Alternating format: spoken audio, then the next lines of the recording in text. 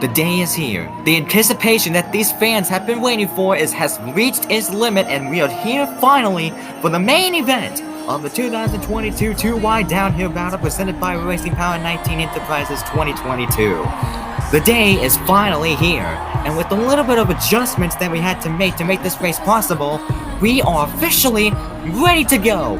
Here at the 2-wide downhill battle presented by Racing Power 19 Enterprises 2022 for the main event with 31 Cup Series drivers. Now, we originally had 32 that was going to participate in this event, but unfortunately, we did have one car that unfortunately did not make the event, and that's unfortunately the 16 of AJ Allmendinger, and he will not be able to participate in this event, so he is disqualified from this event for this year's 2-wide downhill battle event.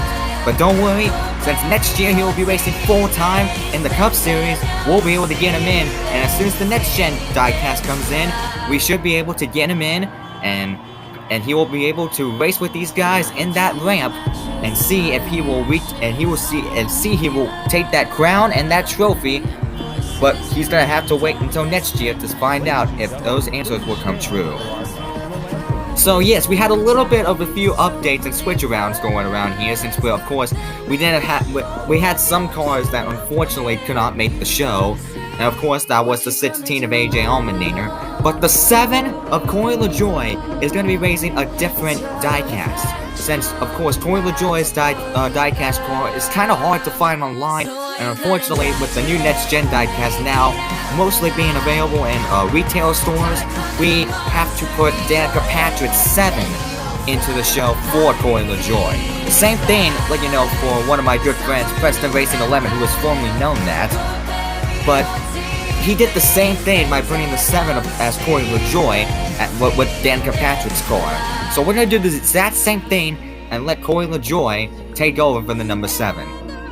Now, we did have some partners that have been signed up for this event, and here they are right here.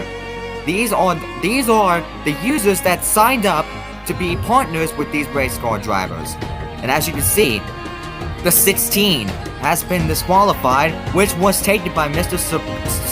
Super Reviewer.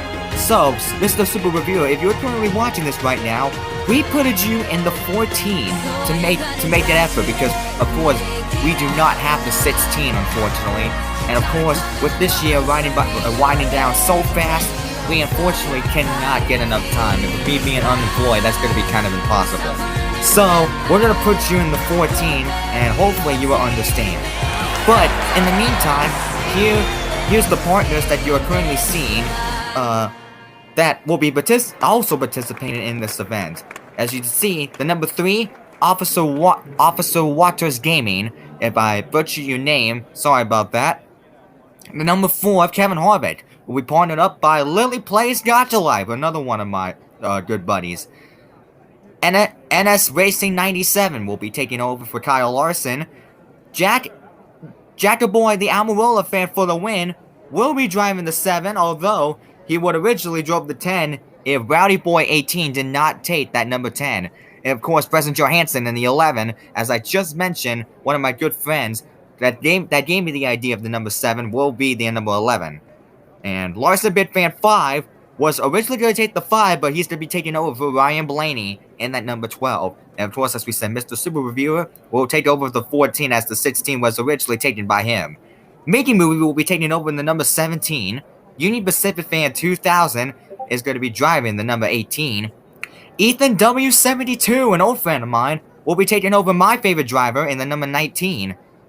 And the 2318, the M&M's fan, will be taking over the number 20, as the 23 was and the 18 was taken from him. So he's going to take over for the number 20 for today's event. And speaking of the 23, Rolando Alada in the number 23 will be racing in the number 23. If I butcher your name, I am incredibly sorry about that.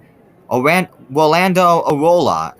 Yeah, I'm sorry about that. I butchered your name twice. So, Mega Man Fire Blue All-Star Blast will be trading over to number 24 in this event.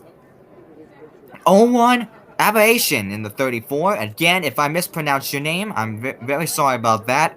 And as you can see, the 37 through the 47 is not available, and Blue Ranger will be taking over the 48, and Juana Hernandez in the 99, and that is our driver lineups that is our driver partners for this event. And speaking of which, let's take a look at your qualifying speeds for these guys. Yes, we had practice speeds that took place. As you can see right here, Ryan Preece is the fastest with the astonishing 1.21 seconds.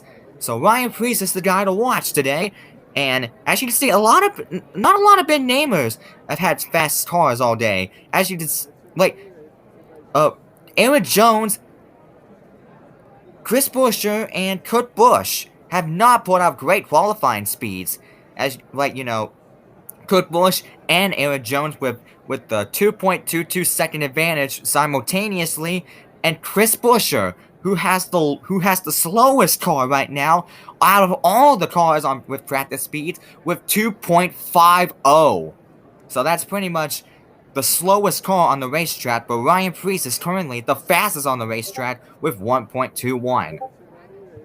And again, here are your drivers that will be racing in this event. We don't need to go over it because I think you guys all pretty much already know how this works. So, without any further delay, we're going to go ahead and actually get things started here. So let's go over let's go ahead and get in, wheel running, and we should get on our way. And now, the moment you've all been waiting for. We're about to roll this wheel with all 31 drivers into the mix. That's right, all 31 of them. Of course, AJ Allmendinger would have originally been on here as well. That will make 32, but since we do not have AJ Allmendinger's car, like I said in the beginning, he will no longer be participating in this event. So instead, we got these 31 drivers that will still participate, and we're about to find out who will be the first one to go up into the first round. Roll the wheel for the first time and see what our first two drivers will be. First up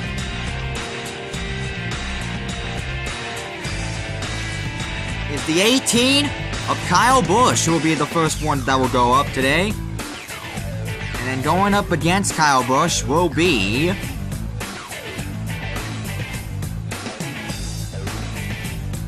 Ryan Preece in the 37. Remember, Ryan Preece, as you saw in qualifying speed, he was the fastest. So it's gonna be an interesting battle between the 37 of Ryan Preece and the 18 of Kyle Browdy Busch. And here we are, the first two cars on the ramp for the main event. Kyle Busch in the 18 and Ryan Preece in the 37. The wait is now officially over, and we're about to get things underway. The ramp now closes, and now the main event is officially underway. Ryan Preece gets it to the inside wall, spins out. Kyle Busch also slams the inside wall, but makes it across the line and gets the first point of the evening, as Ryan Preece is sitting there as a sitting duck after he hit the wall. We're going to take a look and see what happened to Preece.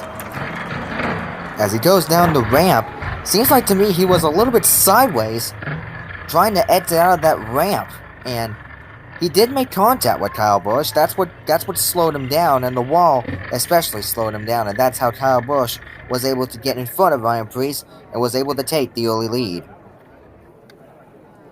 How about this? Early action going on in the first race. Kyle Busch is holding on to the lead with 1 point. Ryan Preece can still get it done. Remember, he's the fastest car on the racetrack, so don't be surprised if he ends up getting a point and tries to get in front of Kyle Busch. Here we go, we're going down the stretch yet again. Ryan Preece yet again sideways. He keeps on to the lead, he's going to steal a point away. Kyle Busch did not have enough time to get up in front of him as he was behind him, as Ryan Preece now ties it up with 1 point each now on the board. The score is now tied, 1 point for each for Kyle Busch and Ryan Preece. Kyle Busch can still try to hold off Ryan Preece, but Ryan Preece again has the fastest car and is going to try himself to pull an upset and become the first driver to lock himself into the semifinals, and Kyle Busch can be the first one out unless if he makes it past Ryan Preece. And the ramp goes down again. Oh, Ryan Preece gets into Kyle Busch, and Kyle Busch now spins down, and Preece is going to take another point away from him. Kyle Busch hits the wall, and Ryan Preece steals it away, and an easy point grab for Ryan Preece in the 37. What in the world just happened here? Oh, Preece just squeezed the Busch up into that wall, and that caused Kyle Busch to spawn out and hit that outside wall pretty hard as well. A pretty significant hit for Kyle Busch, but Ryan Preece now secures the lead and now is on the verge of getting Kyle Busch eliminated first from this event. Kyle Busch is probably thinking, no, I am not going to be the first one eliminated from this event. What he has to do now is try to at least get himself a second point for us to probably go into a fifth race and in it to win it race, or else Ryan Preece can still take home another spot and beat Kyle Busch and get him eliminated.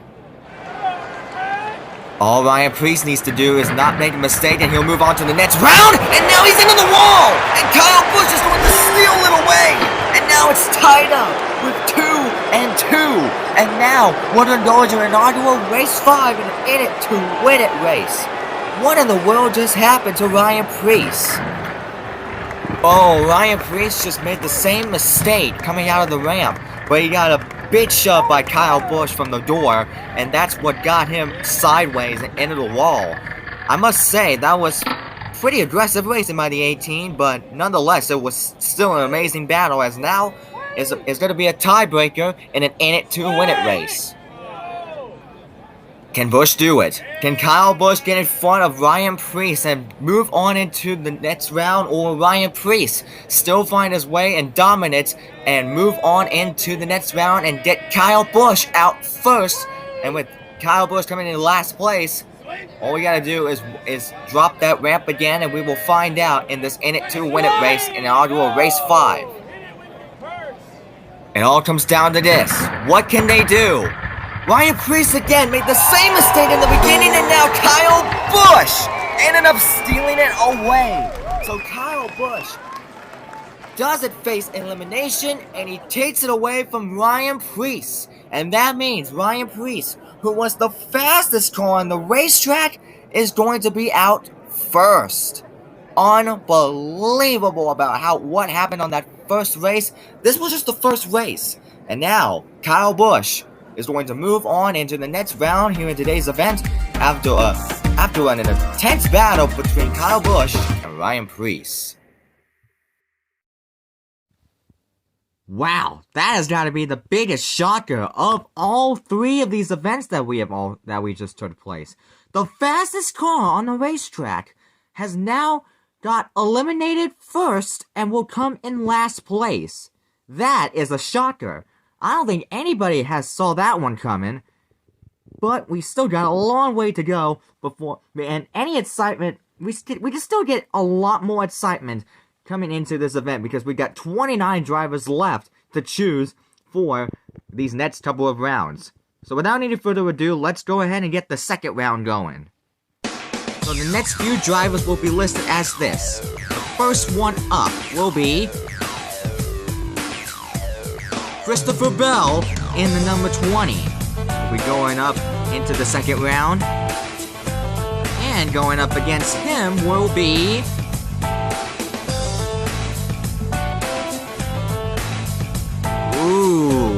the IRL NASCAR champion Joey Logano will be going up against Christopher Bell in the number 20. This should be a good one to watch. Now, these two guys actually raced each other IRL for the NASCAR Championship IRL this year, but Joey Logano ended up getting the championship in real life, and Christopher Bell didn't end up getting it. But that's in real life. This time, he could focus on trying to get himself a championship here in this series instead of the Cup Series, but he has to go up against Joey Logano and get 3 points before he does, and he gets eliminated. Ramp is down, cars have been initiated, and we're now underway for race 2. Oh, seems like Bell is sideways, and Logano as well! He slides across the start-finish line backwards and gets the first point of race number 2.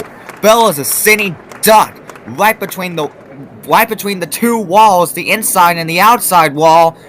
We couldn't really see it all that well, but let's take a look and see if we can comprehend about what happened.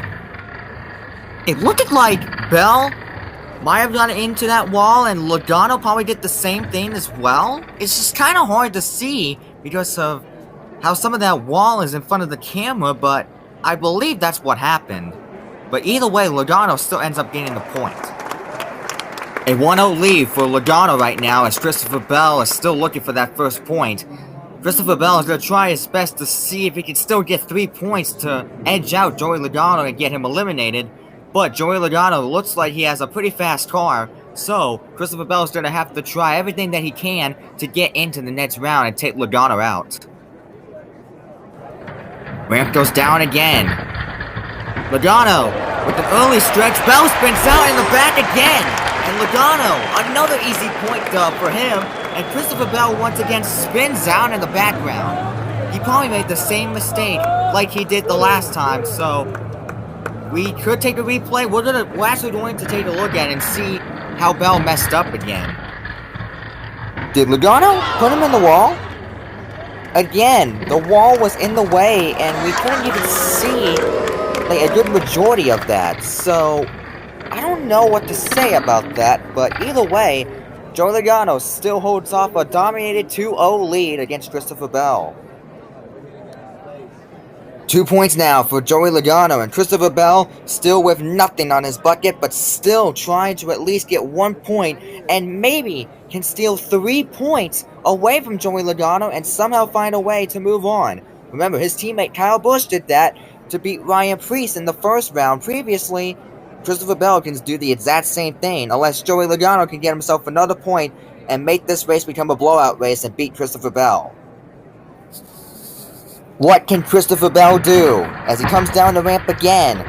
This time it looks like there's no issues and a full trajectory, and Logano is going to make this race become a blowout race.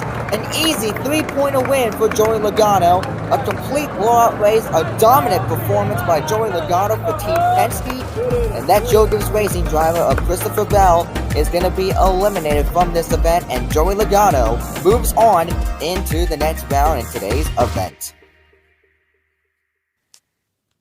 So no big surprise, we ended up seeing a blowout race in that race. Remember how in the Xfinity Series race, all 5 but 6 races were considered finished in a blowout race, meaning that in all of those races, a driver ended up getting 3 points, with the other driver not getting a single one. And you just saw what happened there, and that race was considered a blowout race. That's pretty much what I considerably call it in football, blowout games. If we get completely anyways, you know what I was trying to say there. Let's get back on schedule and let's continue to spin the wheel. At round 3, the 2 drivers in round 3 will be another Joe Gibbs Racing teammate. This time, Denny Hamlin in the 11. And going up against him will be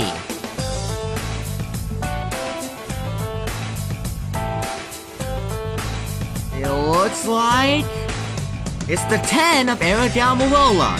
It was between Eric Almirola or Ryan Blaney to get the last spot in round 3. It looks like Eric Almirola is going to go up against the 11 of Denny Hamlin. For the 3rd round in a row, a Joe Gibbs Racing driver will be going up against someone, and that's Eric Almirola in the number 10 this time, and Denny Hamlin will be going up against him. So, another Joe Gibbs Racing teammate, but our first Stewart Haas Racing driver going up against Denny Hamlin here this time around as we start race 3.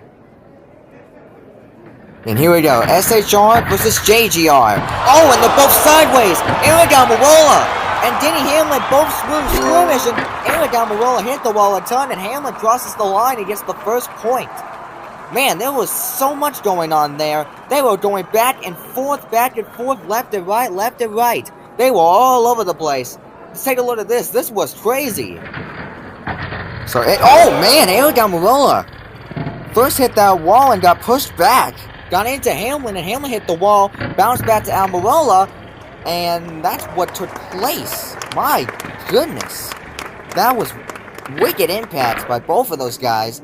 But nonetheless, Hamlin coasted to the start-finish line and gets the first point of race number 3. A turbulent start for this race here. Man, what a battle already. Denny Hamlin holds on a 1-0 series lead, and Elliott Almirola is going to try to at least get himself a point, to at least try to get Denny Hamlin out, and maybe he can move on into the next round. And the ramp is down yet again, and we're off again. Hamlin blots Almirola onto the bottom side, and he's going to coast to the finish line with no issues. And it looks like Almirola did not cross the start-finish line, so Almirola is now in jeopardy of getting eliminated as Denny Hamlin's looking for a second consecutive blowout race here in this event. Almirola needs to do something if he wants to keep his chances alive for making it into the next round. Almirola just needs 3 more points in order to move on into the next round, and Hamlin needs 1 more to move on to the next round. Almirola definitely needs to do something here if he wants to move on to the next round. And down they go again. Hamlin with the lead. He blots Almirola. His nose is skinning across the wall. And Almirola goes down to the bottom side. And he does coast across the start-finish line. And he steals a point away from Hamlin. Now things are really getting interesting now as Almirola is now showing up on the leaderboard with 1 point now under his belt. Tempers are now hot as lava right now. Almirola is really trying his best to find himself into the next round. He is not showing any mercy. He is serious. Almirola now has 1 point under his belt, but can he still outlive Denny Hamlin and make it to the next round? Almirola needs to do something else if he wants to get into that next round. Down they go yet again.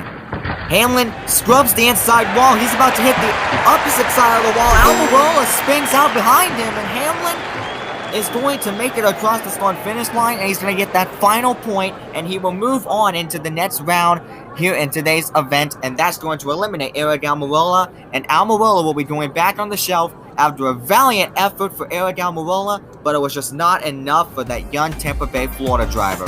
So Elliott Almirola will be going on to the shelf, and Denny Hamlin will be moving on into the next round after an incredible battle between those two. So 2 Jodia's Racing teammates are in the round of 16. 1 driver has been out, and there's still 1 driver from Jodia's Racing who is still yet to be chosen, and that is Truex Jr. Well, will he get picked in this next round? Let's roll the wheel and see. Next up, looks like it could be the 38 of Anthony Alfredo will be going up, as it was between the front row racing drivers of Anthony Alfredo and Michael McDowell. But going up against Anthony Alfredo will be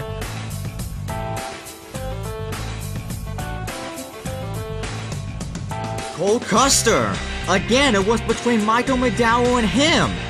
So, it was kind of a it was between a battle between Michael McDowell was an oddball pit, and he was trying to see if he was going to get into this next round, but 2 times in a row, he was close on making it into this round. So Anthony Alfredo and Cole Custer will be next in this round.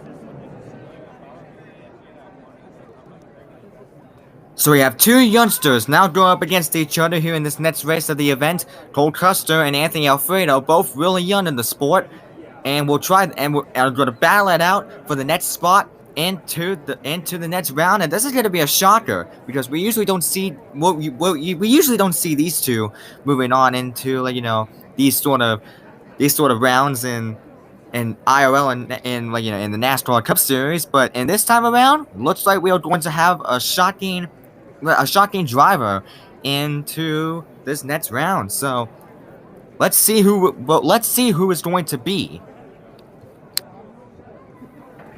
And here they go down the ramp.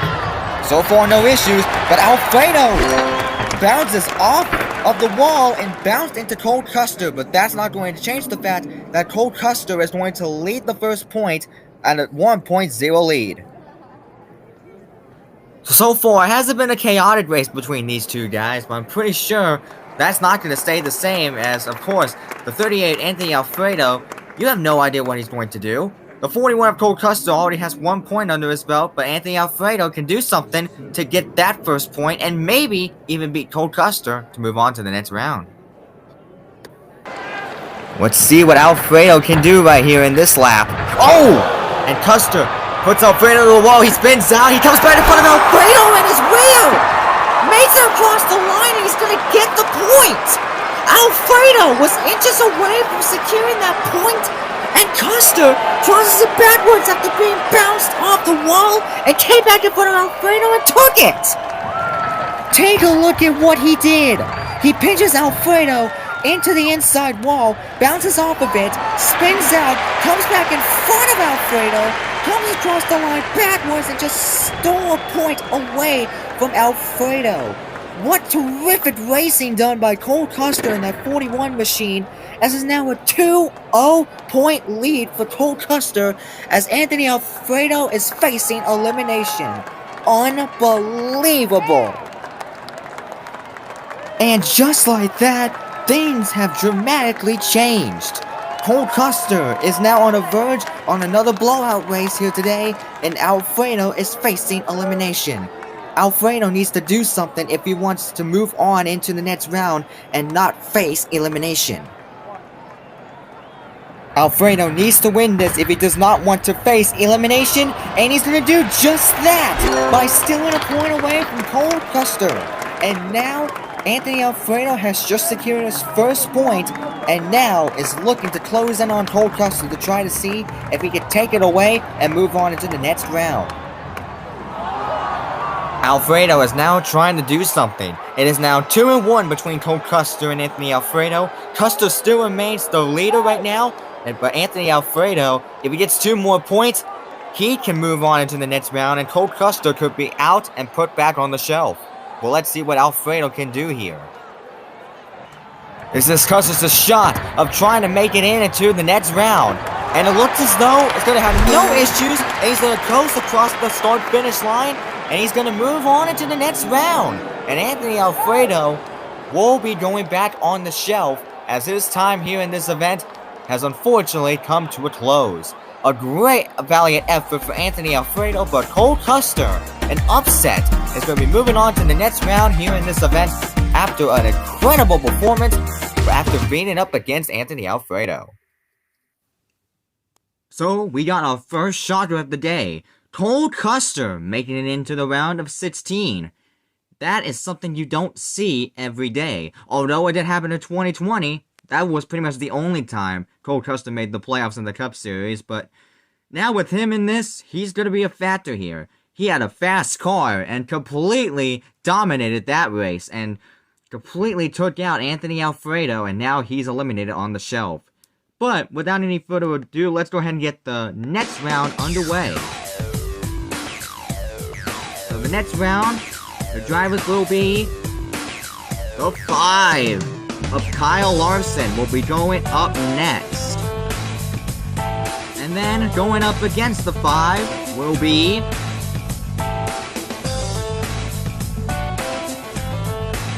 Ricky Stenhouse Jr. in the 47. We're going to get a look of what the next-gen car is going to look like as Ricky Stenhouse Jr. is planning on racing the next-gen car.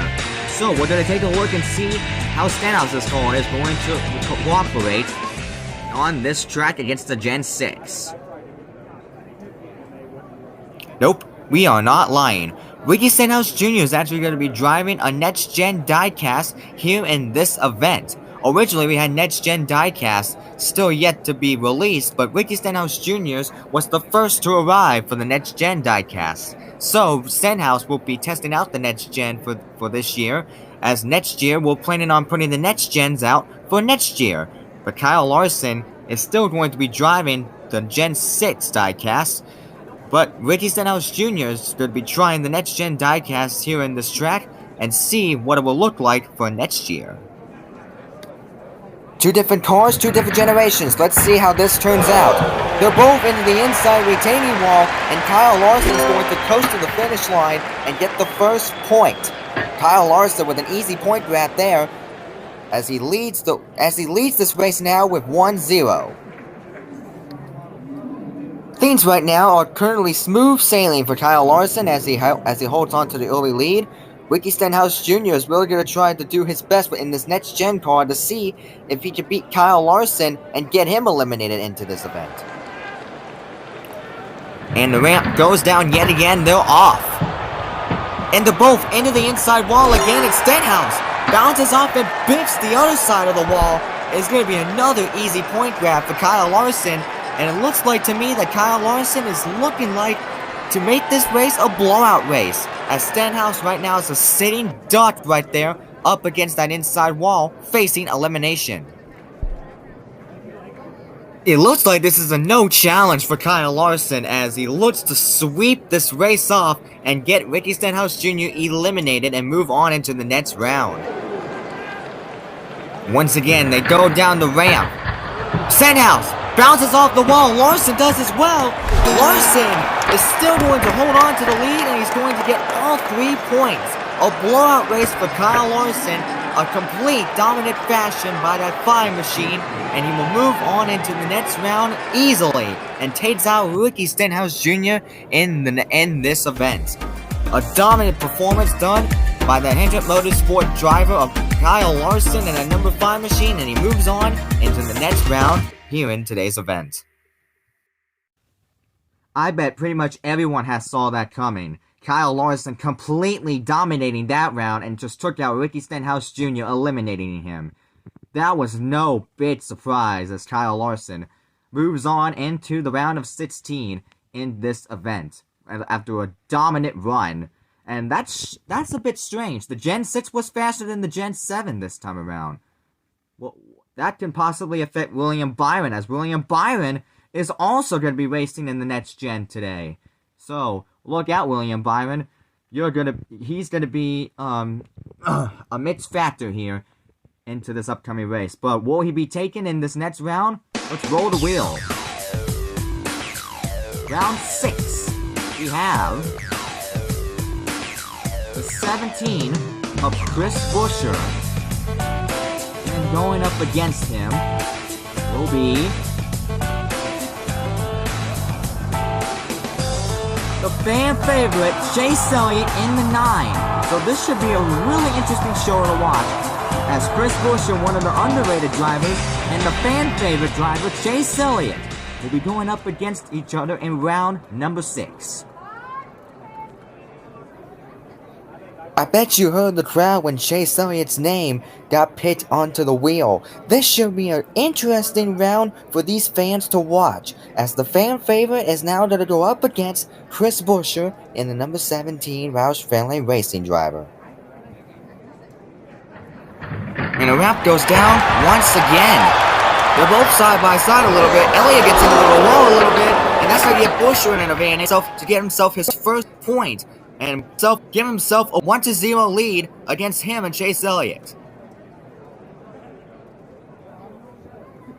You saw in the beginning that Chris Buscher in practice speeds, he had the slowest car out of all of them. Well, it seems like to me they did adjustments to this car. I'm not sure how that's going to turn out with the race officials, but it seems like to me that those adjustments that they possibly made that car even faster. So I'm not sure if that's the case, but Chris Buscher is really showing himself something.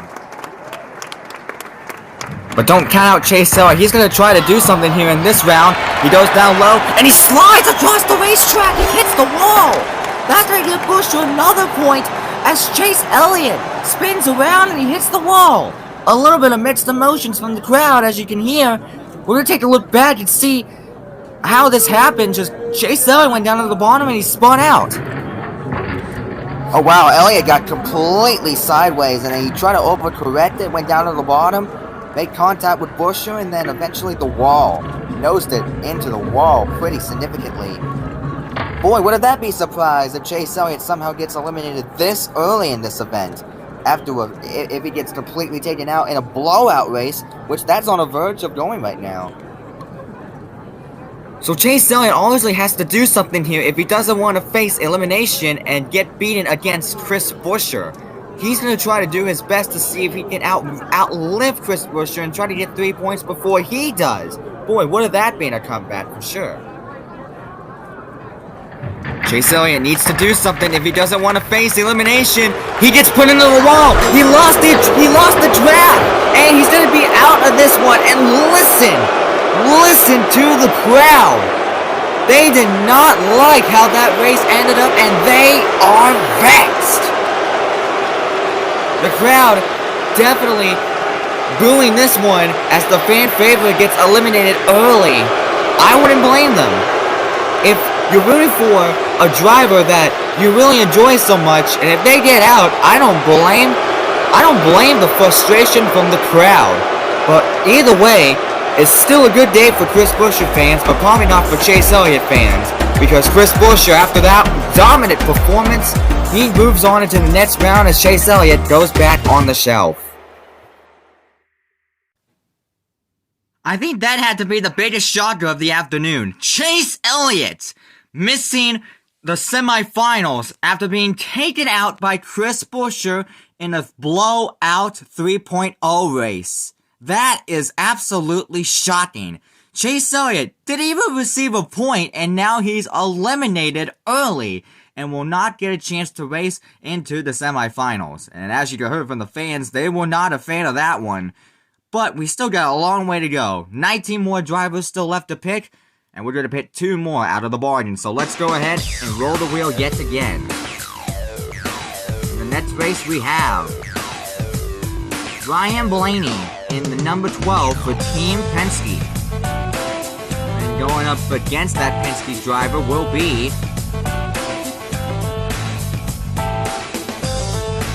looks like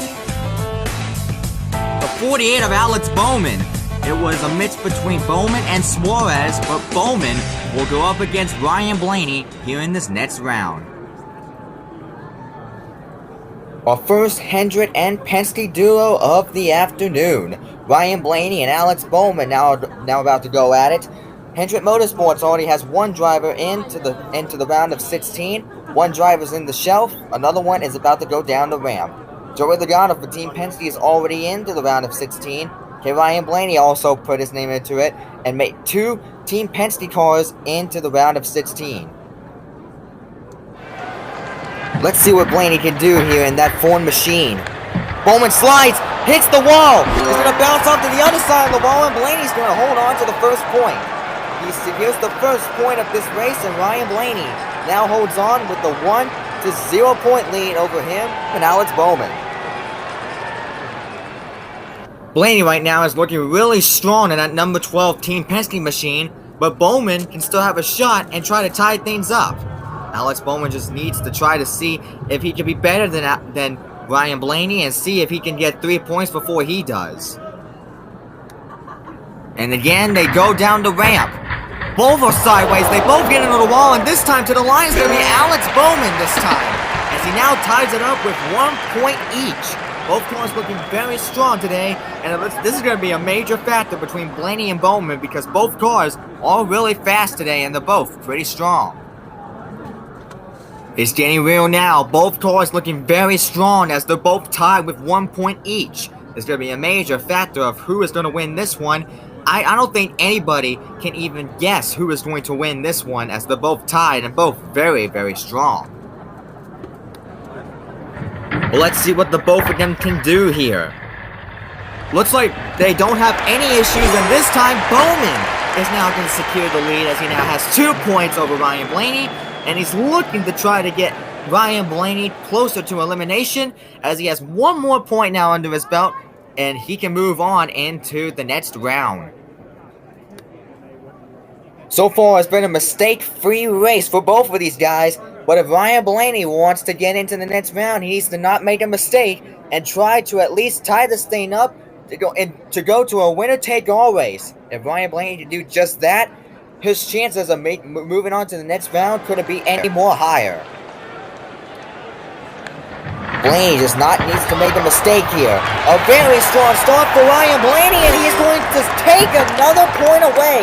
And now we're going to be moving on to a winner-take-all race, as Ryan Blaney's hopes of making it to the next round have now skyrocketed. And now they're both tied with 2 points each, and both of them now has a shot of making it to the next round. And just like that, we are in an in-it-to-win-it race. The race that matters the most. Two drivers now tied with 2 points each. The last one matters the most. Whoever gets this one will move on into the round of 16.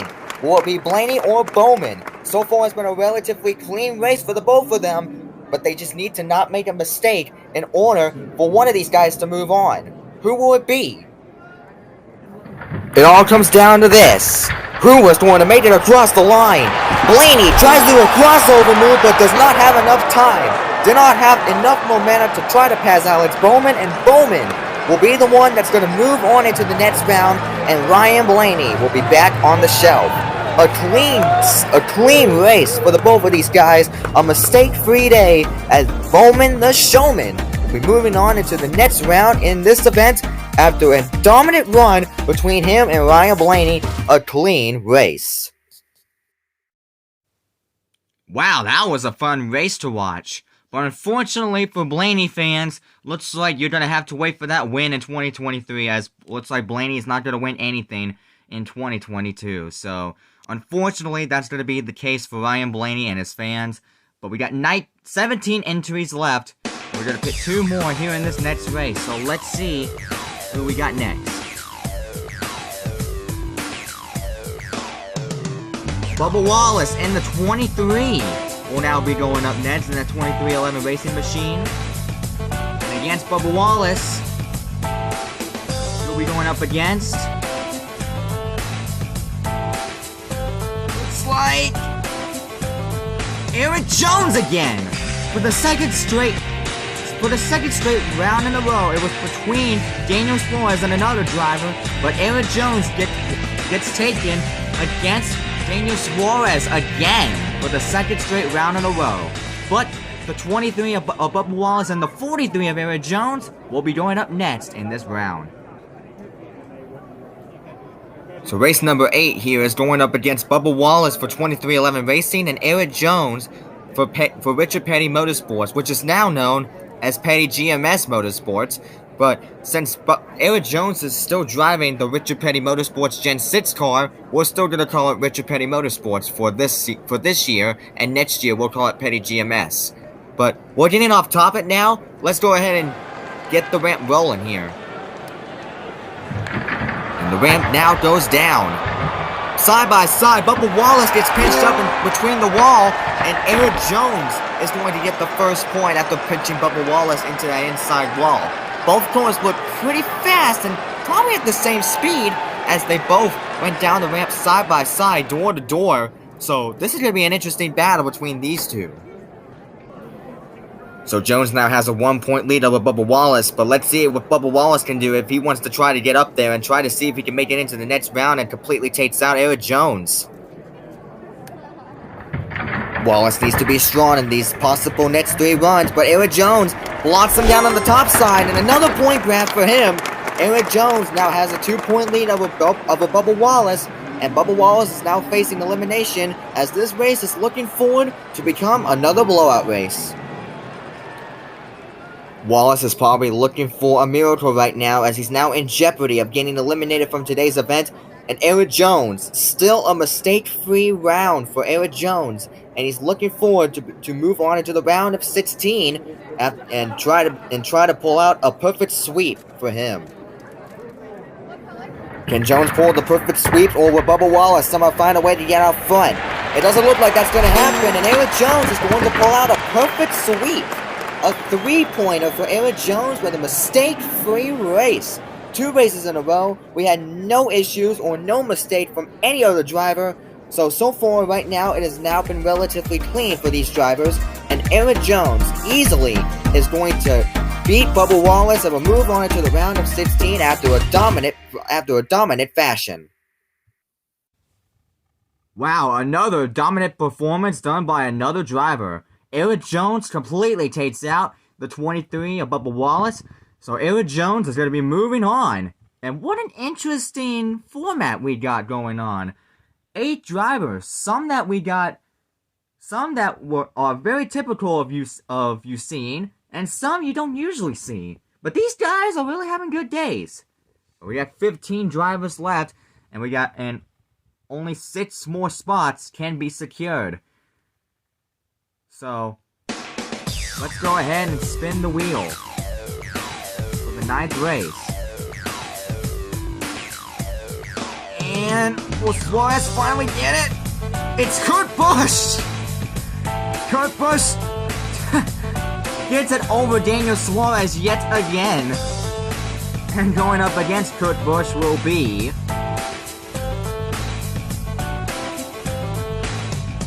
the 7 of Corey LaJoie.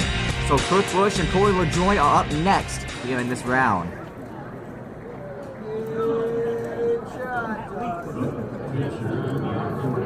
And which, by the way, in case you forgot, Corey LaJoie will be riding Danica Patrick's final ride of the number 7 this time, because we do not have Corey LaJoie's exact 7 car.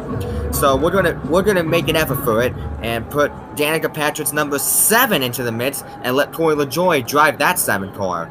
Don't know how that car is going to work out with him with him battling with a competitor, but we're gonna try to make it work. So let's see how the car is capable for Corey LaJoie here. Oh, they intertwine, and Corey LaJoie is going to pull away! So he's going to get a point on the Danica Patrick's car. Unbelievable! So it looks like Corey LaJoie's new car is actually going to make it work for once. As Corey LaJoie now leads with 1 point over Kurt Busch. Wow! What a great run for him in that car. So wow, Corey LaJoie is actually really solid in that race car.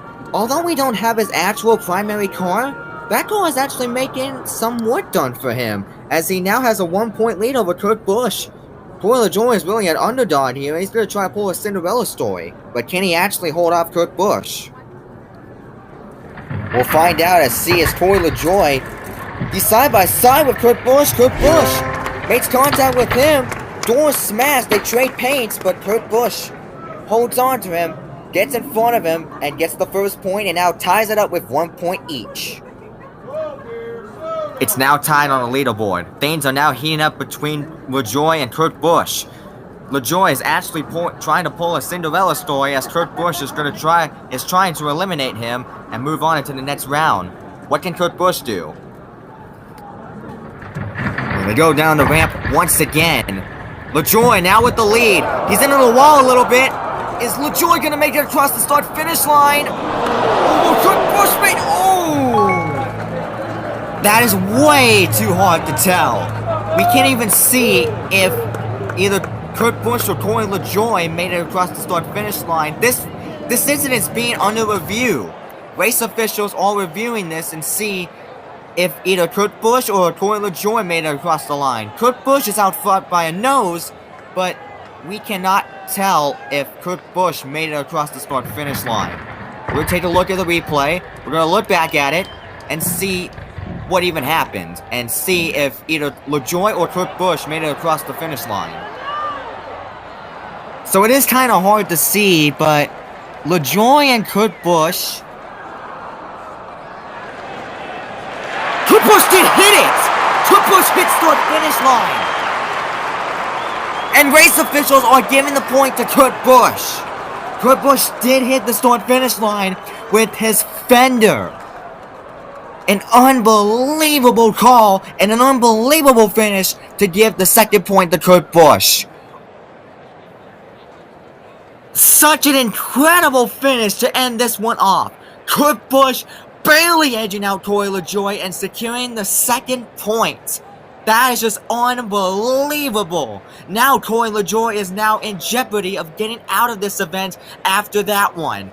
Holy crap, it looked like it was in Corey LaJoie's hands, but Kurt Busch just sneakily passed Corey LaJoie and barely touches the start-finish line.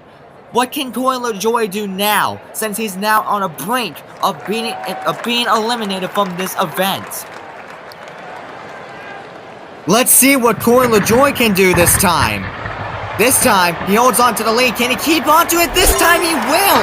This time he'll cross the start finish line, and we're going to be going into an in-it-to-win-it race in inaugural race 5 between LaJoie and Busch, and see if LaJoie is going to pull a Cinderella story and move to the round of 16. LaJoie is trying to pull off a major upset. I don't think LaJoie has ever expected this at all, as both him and Busch are now tied with 2 points each. This is it, the one that matters the most. Who is going to get the last point? Will it be LaJoie trying to pull a Cinderella story, or will Busch somehow find his dominant fashion and just take out LaJoie and get him eliminated? Last time down the ramp, what's going to happen here? LaJoie scrapes the wall, and he's going to spin out and hit the opposite side of the wall. And it looks like that glass slipper is not going to fit on LaJoie. And that's going to give Busch the third and final point, and Busch is going to move on to the next round. LaJoie's solid run is not going to end on a very high note, as LaJoie, well, unfortunately, is going to have to go back on the shelf as he's eliminated from today's event, and Busch, without a doubt, is moving on to the round of 16 after an historic 5 races. Holy cow, what a race that was. That was an unbelievable third race in that round, as Busch just barely edges out LaJoie, as LaJoie was super close of getting that, possibly even getting a shot of making it into the semifinals if he did get that point in the third race of that round. But unfortunately, that was not the case. And unbelievable about how Busch was able to make it across the line and just coast across that finish line and just beats LaJoie for that point. That was just unbelievable. But we have 13 drivers left, and we're about to roll the wheel once again. So let's go ahead and do that. For the next race, we got, looks like, Austin Dillon in the 3. Will be going up against in this round. And alongside the 3, he will be going up against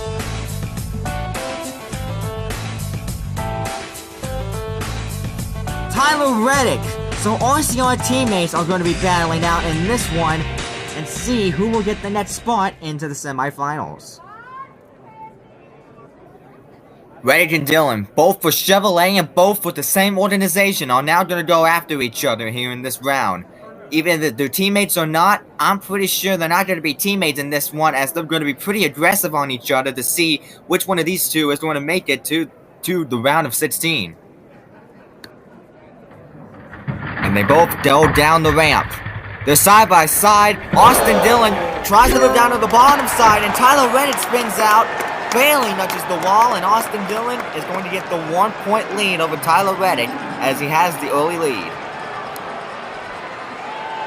So Austin Dillon right now has a 1-point lead over Tyler Reddick, but Tyler Reddick can still try to put on a show as he can steal a point away from Austin Dillon, but Austin Dillon looking pretty strong right now in that number 3 car, and he's going to try to make it into the round of 16. Let's see what Reddick can do here. Side by side again. Dillon has the lead. Both scrambled up into the wall. Dillon slides and he misses it! And that's going to give Tyler Reddick the point. He snoops by Austin Dillon and he steals a point away. Unbelievable racing of what we're seeing here. Take a look at this. Let's look back and take a look at this. Dillon was already in trouble and he tried to drift it across the start finish line and he missed it by a couple of meters, and that helped Reddick secure the point, and is now tied up between him and Austin Dillon with 1 point each. Well, the string has been cut for mistake-free races because Austin Dillon definitely made a mistake there, and he tried to drift it across the finish line and of course did not secure the point, and Reddick just stole it away. Things are getting real now, but let's see which one of them will be victorious and try to see if they will make it to the round of 16. Down they go again. Reddick gets a great start, and he gets turned by Austin Dillon! He gets turned by his own teammate! Aggressive racing by the 3 of Austin Dillon. Ooh, a bit of mixed emotions from the crowd there. They might have think that Austin Dillon might have turned him. Let's take a look.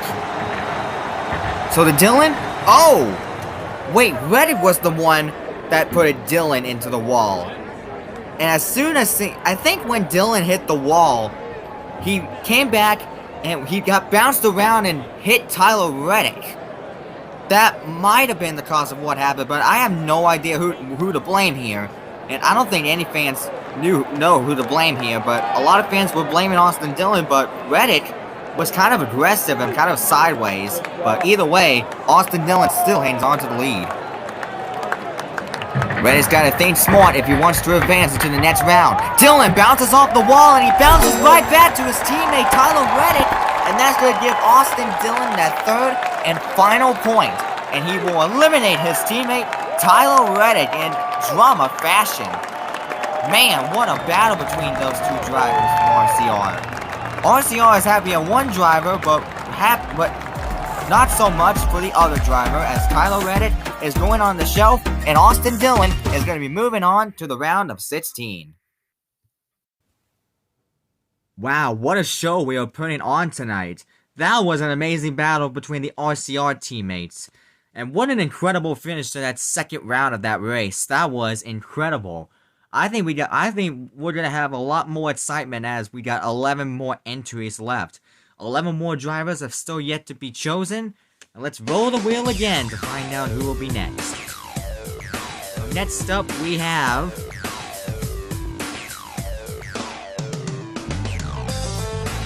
looks like Matt DiBenedetto in the 21 will be going up next.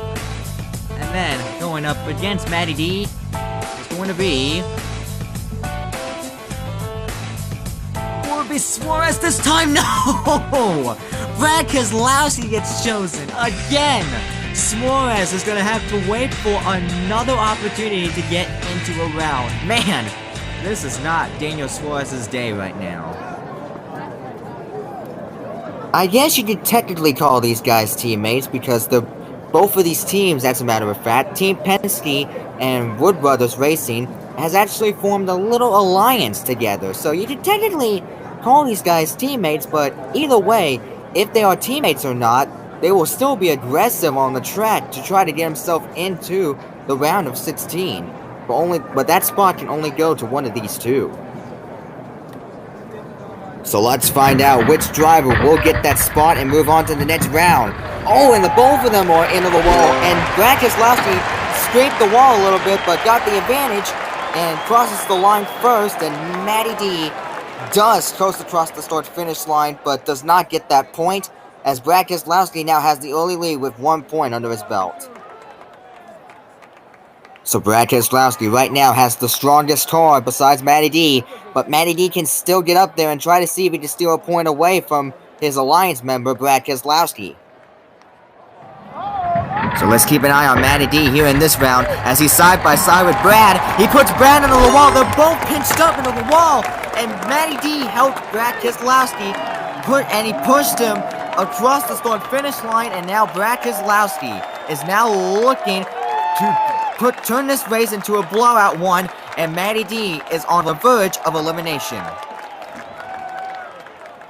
I don't think Matt DiBenedetto realized that he just pushed Brad and helped him to get him one step closer of making it into the next round. Matty D has to do something here in case he wants to be that guy to move on into the next round. Matty D's got to think smart as they come down the ramp once again. And Keselowski is upside down on his roof!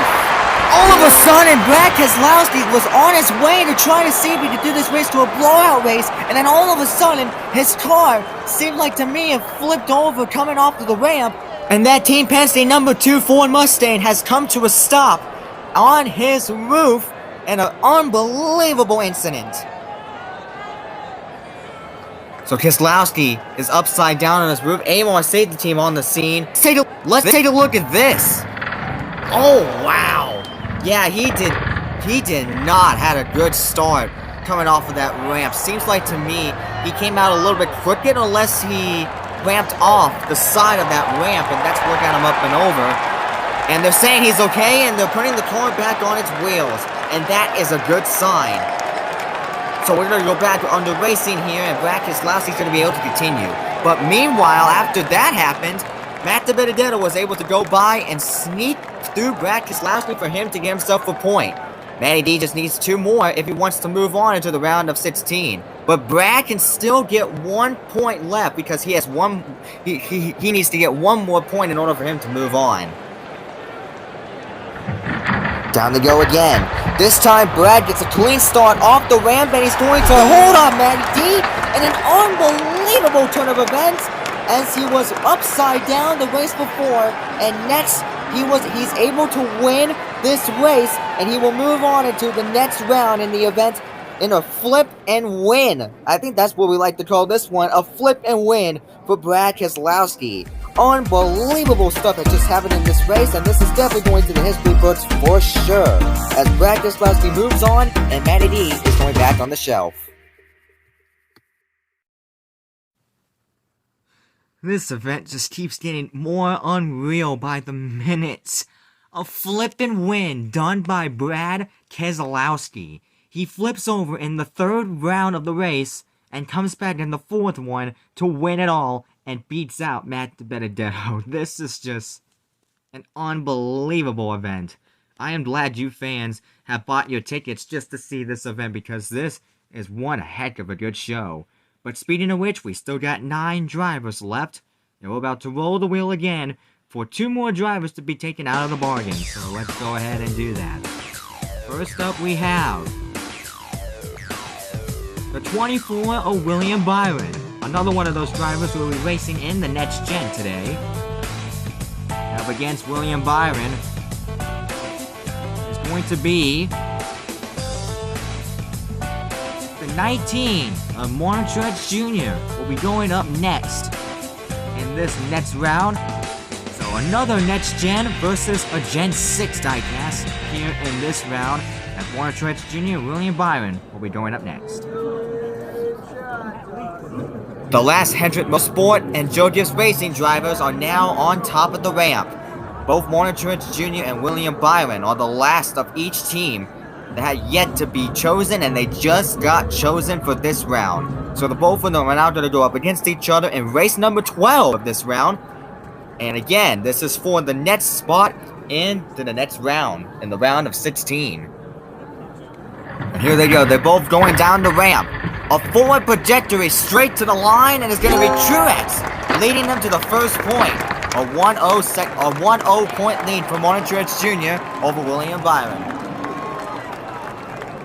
So Truex right now has a very strong car over William Byron, considering the fact that William Byron actually has a next-gen diecast car that he's actually driving with. And the same thing that happened with Kyle Larson and Ricky Stenhouse Jr., where Kyle Larson completely took out Ricky Stenhouse Jr. in the blowout race. But is Truex Jr. going to do the same thing, or will William Byron somehow find speed in his car? And here we go again. Down the ramp they go. Truex goes up to block Byron. And Truex is going to steal another point away, as he now has William Byron up in jeopardy of being eliminated from this event. Truex now has 2 points over William Byron, and Byron is facing elimination. Well, it looks like the door couldn't be more open for Martin Truex, but William Byron, all he sees is nothing on the windshield as Truex is pulling away with 2 points under his belt, and Byron on the brink of elimination here on an impossible blowout race for Truex. And here we go, ramp goes down again, they're going again. Byron goes into the bottom side, and Truex goes to the same line and blocks him, and it's Truex to the line. A 3-point race for Martin Truex, and a blowout race for him as well. And William Byron will go onto the shelf, and half of the Hendrick Motorsport drivers will be out, and half of the Hendrick Motorsport drivers will move on. And Joe Gibbs Racing now has 3 out of the 4 drivers that will be moving on into the next round, and one of those is Martin Truex in dominant fashion as he moves on to the next round here in this competition. Well, I guess you could say that the Gen 6 is apparently faster than the next gen, because all the next gen diecasts that was driven, William Byron and Ricky Stenhouse Jr. did not even make the semifinals. So It's all going to be Gen 6 diecast now. And now we got 7 entries left. And here they are on the wheel. So, for the next race, of one of the last 4 races, let's go ahead and spin the wheel. And this time Daniel Suarez will be taken after 4 times so far. He was close of getting in. And going up against Suarez will be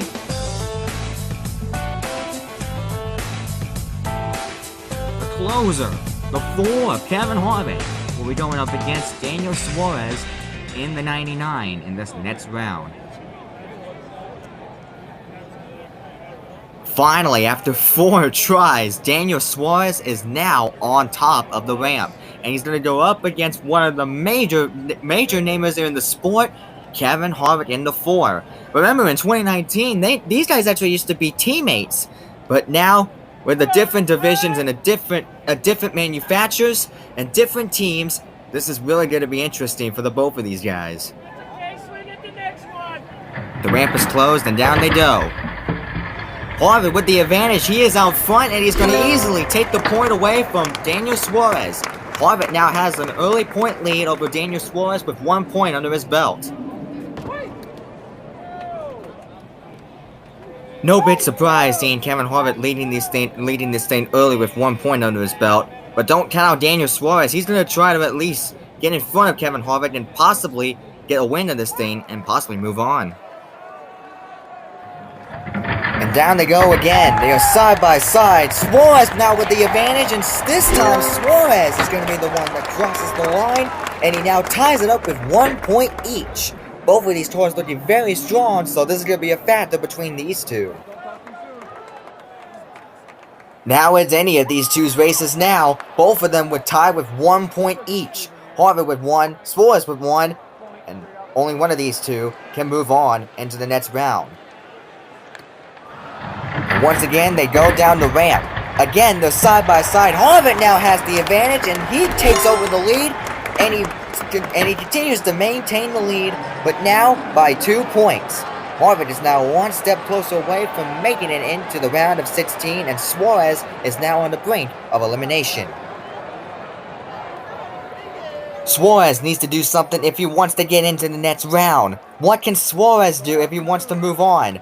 Harvick just needs 1 more point, but Suarez is going to try to take that away from Kevin Harvick and try to see if he can make it into the next round. Let's see what Suarez can do here.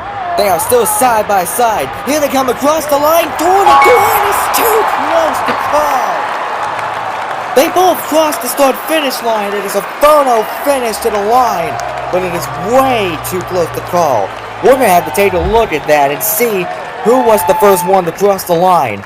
Man, what an incredible gap. Now clearly they are door to door right here, but if we slow it down, Suarez is the one that crosses the start-finish line first. Harvick was millimeters away from stealing that point away and possibly a shot of moving on into the next round. Now Suarez ties it up with 2 points, and we're going into it in a 2-minute race. Wow, and just like that, Suarez now ties it up with 2 points each.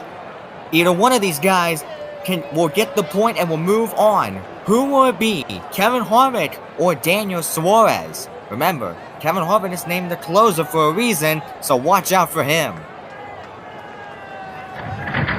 There they go for the last time. Who is going to make it across the line? Suarez with the lead, and Suarez is going to do it. He holds on Kevin Harvick and pulled out a miracle story and an epic comeback, and he ends up taking out Kevin Harvick, and Harvick is now eliminated. And Harvick is probably not happy with that one, and Daniel Suarez will be moving on. Harvick will go back on the shelf, and Suarez, with an epic comeback, is going to move on into the next round. Wow, was that something? That was an incredible photo finish. It was way too close to call, and that was close to being a tie. If I have to say, I think I had to be 2/100ths of a second. about how close that finish was. That's gotta be the closest finish out of all the 3 races that we had. Unbelievable. Wow. And we got 5 entries left. Who knows what more excitement can bring him into this series. Let's go ahead and roll the wheel for the quarter to last race before the semifinals. Michael McDowell will be going up next. Against McDowell is going to be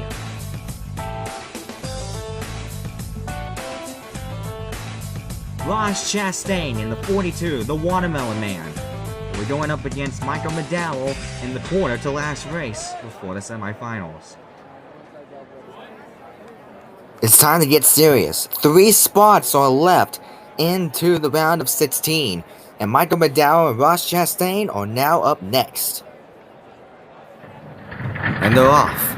Side by side with the lead right now, and McDowell with a massive punch into the wall, and that's going to give Ross Chastain the first point, and Michael McDowell is just going to coast across the start-finish line, but will not receive that point. Chastain has the early lead, but McDowell can still get a shot of getting up there, and it looks like he had a strong car too. Both of these cars look like they have strong cars, so this is going to be a major factor to see which one of these two will move on. And down they go yet again. Side by side right now, McDowell has the lead. He comes down the block, Chastain, and he's going to get the first point. He now ties it up with 1 point each. This is going to be a major factor between one of these two now, as the both of them are now tied up with 1 point each on the leaderboard. The race is now even. Both drivers now tied with 1 point, but only one driver can move on, and both of them just needs 2 more points, and they can move on into the next round. And again, they're off. Again, they are side by side to the line. It's going to be close. Oh my God! Once again, a photo finish at the line, and I believe this one was closer than the last race. We're going to have to take a look here. It looked like they came in a tie. Let's take a look back. Oh my word. This is between the same incident between these guys and Harvick and Suarez. But this time, as we slow it down, to the line is going to be Chastain by a fender. Chastain is going to be able to hold off Michael McDowell and get that second point after an unbelievable finish turn of events. And boom, just like that, McDowell is now on the brink of elimination. McDowell needs to try to get in front of Ross Chastain before Chastain can get that last point and he moves on. Does McDowell have any sort of help here? He goes down to the bottom side and he's going to spin out. And he's going to hit the wall and that's going to do it. Chastain is going to hold up McDowell and Chastain is going to move on into the next round and Michael McDowell is going to be done in this event. A valiant effort for Michael McDowell, but in a photo finish, and unfortunately, with him not having any sort of help, he is going to be out of this event. A dominant effort by Ross Chastain in an unbelievable photo finish, and he will move on into the next round in this competition.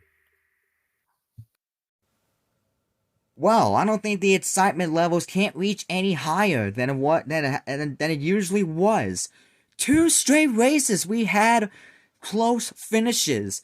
I believe that one was probably the closest. Probably even the closest to the last one where Kevin Harvick and Daniel Suarez even raced. Unbelievable. Well now, guys, we now have 3 drivers left. And what this usually means is that we're gonna draw the wheel 2 more times, but you guys are probably saying, wait, there's 3. How are you going to decide who gets the last spot? Well, we did the exact same thing for the trucks and Xfinity. Whoever the 2 drivers are will go up against each other in this round. And whoever the loser is will go up against the driver that was not picked. And that will determine the 16th and final driver to move on into the quarter finalist. I actually mixed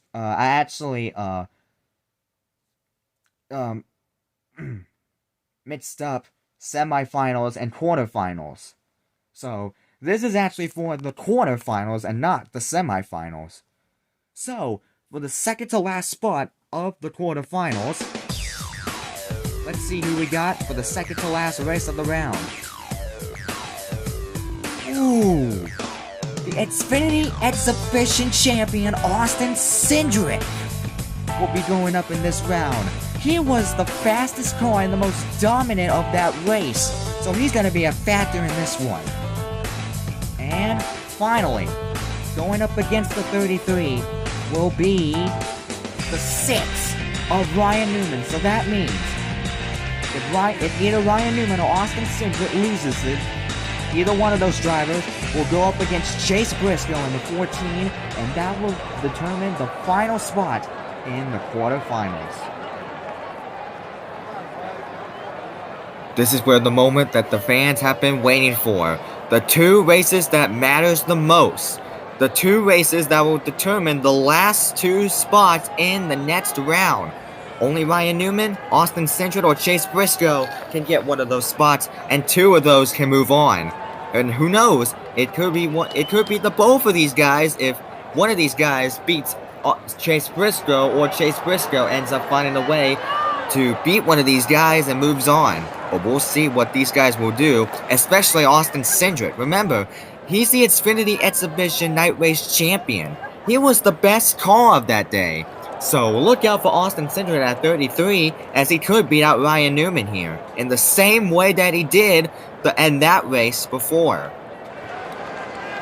And down the ramp they go. The fight is now on.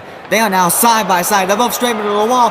Here they come into the line, and Newman is going to outlive Austin Cindric, as Cindric was out front by a few minutes, but Newman had the advantage, and he's going to take the point away from Austin Cindric. The streak is over for Austin Cindric, as for 9 races, he received 1 point. And all of them came in blowout races in the Exhibition Xfinity Night Race, and now that streak has been broken. For the first time, Austin Cindric has not received a point all year. So this is a major shocker, and probably a preview that Ryan Newman could possibly beat Austin Cindric to the line, and Cindric can go up against Chase Briscoe in the elimination race. And down they go again. What can Cindric do right here? Cindric now has the lead, and he hits the wall! And Ryan Newman's going to squeak by and sneaks another point. Ryan Newman now has 2 points over 0 between him and Austin Cindric, and Cindric is now on the verge of beating against Chase Briscoe in an elimination race. What in the world happened to Austin Cindric? Oh wow, Cindric got sideways coming off of the ramp, and he tried to overcorrect it to the right and tried to save it, but unfortunately just couldn't. And he significantly impacts the wall, and that gave Newman a chance to sneak by and steal the point away.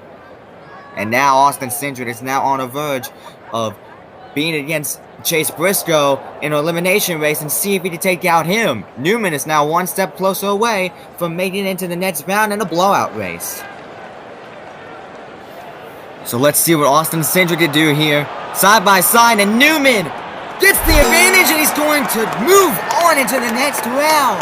And that means Austin Cindric is now going to have to go up against Chase Briscoe in an elimination race after a blowout race for Ryan Newman.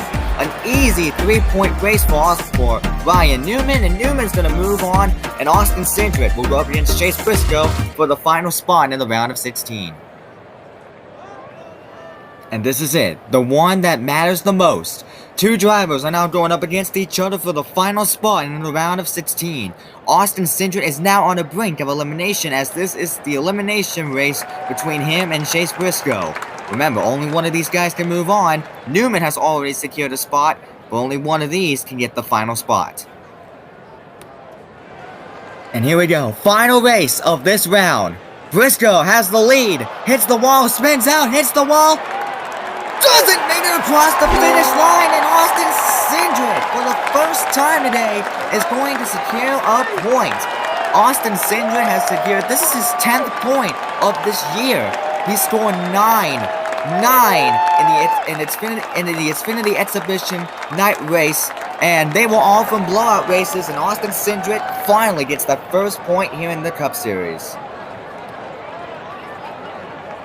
I bet most of y'all maybe saw this one coming. Austin Cindric leading here in this event. Remember, he led pretty much every single race that he's been a part of with 3 wins and 3 points in blowout races. I wouldn't be surprised if Austin Cindric ends up getting all 3 of them in a blowout race, just like what we saw in the Xfinity Exhibition race. So I wouldn't be surprised if we saw it in the Cup Series today as well. And down they go yet again. Oh man, both cars are moving around like jelly, but Austin Cindric's going to move on and get the second point, as Chase Briscoe is now on the verge of being eliminated, and Austin Cindric is looking to try to pull a comeback after being beaten in a blowout race the race before against Ryan Newman, but now he's on the verge of making this into a blowout race. No surprise to see that if that happens. Austin Cindric's on the way of what he does best, of making races into a blowout race. He done every single one that he was a part of in the Exhibition Xfinity Night race, and every time he was in a race, it was a blowout race for him against another driver, and he's on the verge of doing it again here in this series, in the Cup Series. Briscoe needs to win if he wants to move on to the next round. He tries to pass Austin Cindric, but it will not be enough. And what we know best from Austin Cindric, he has done it once again. Almost all but one race that he was a part of, he ended up making a race a blowout race. Austin Cindric, the dominant car in the Exhibition Xfinity Night race, is moving on into the round of 16. No big surprise there, and Chase Briscoe will be going back on the shelf. And finally, after a long first round, we are finally here in the round of 16, and here are half of your drivers that made it in. Brad Keselowski with an amazing flip and win.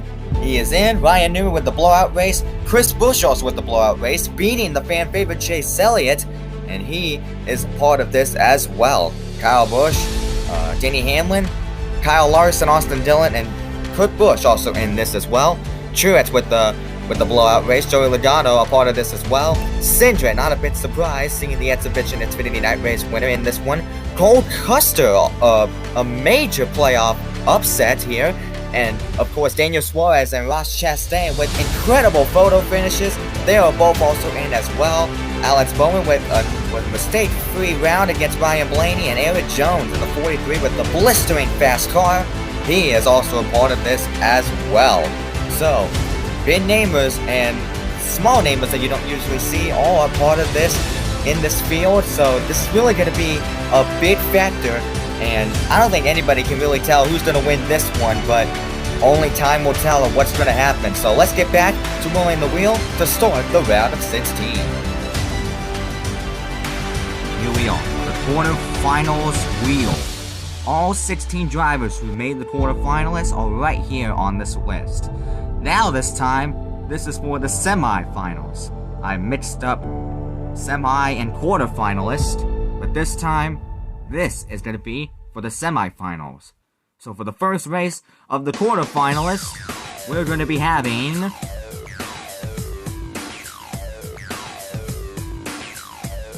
Daniel Suarez in the 99 will be the first one up in the first race of the quarterfinals. And going up against the Mexican driver will be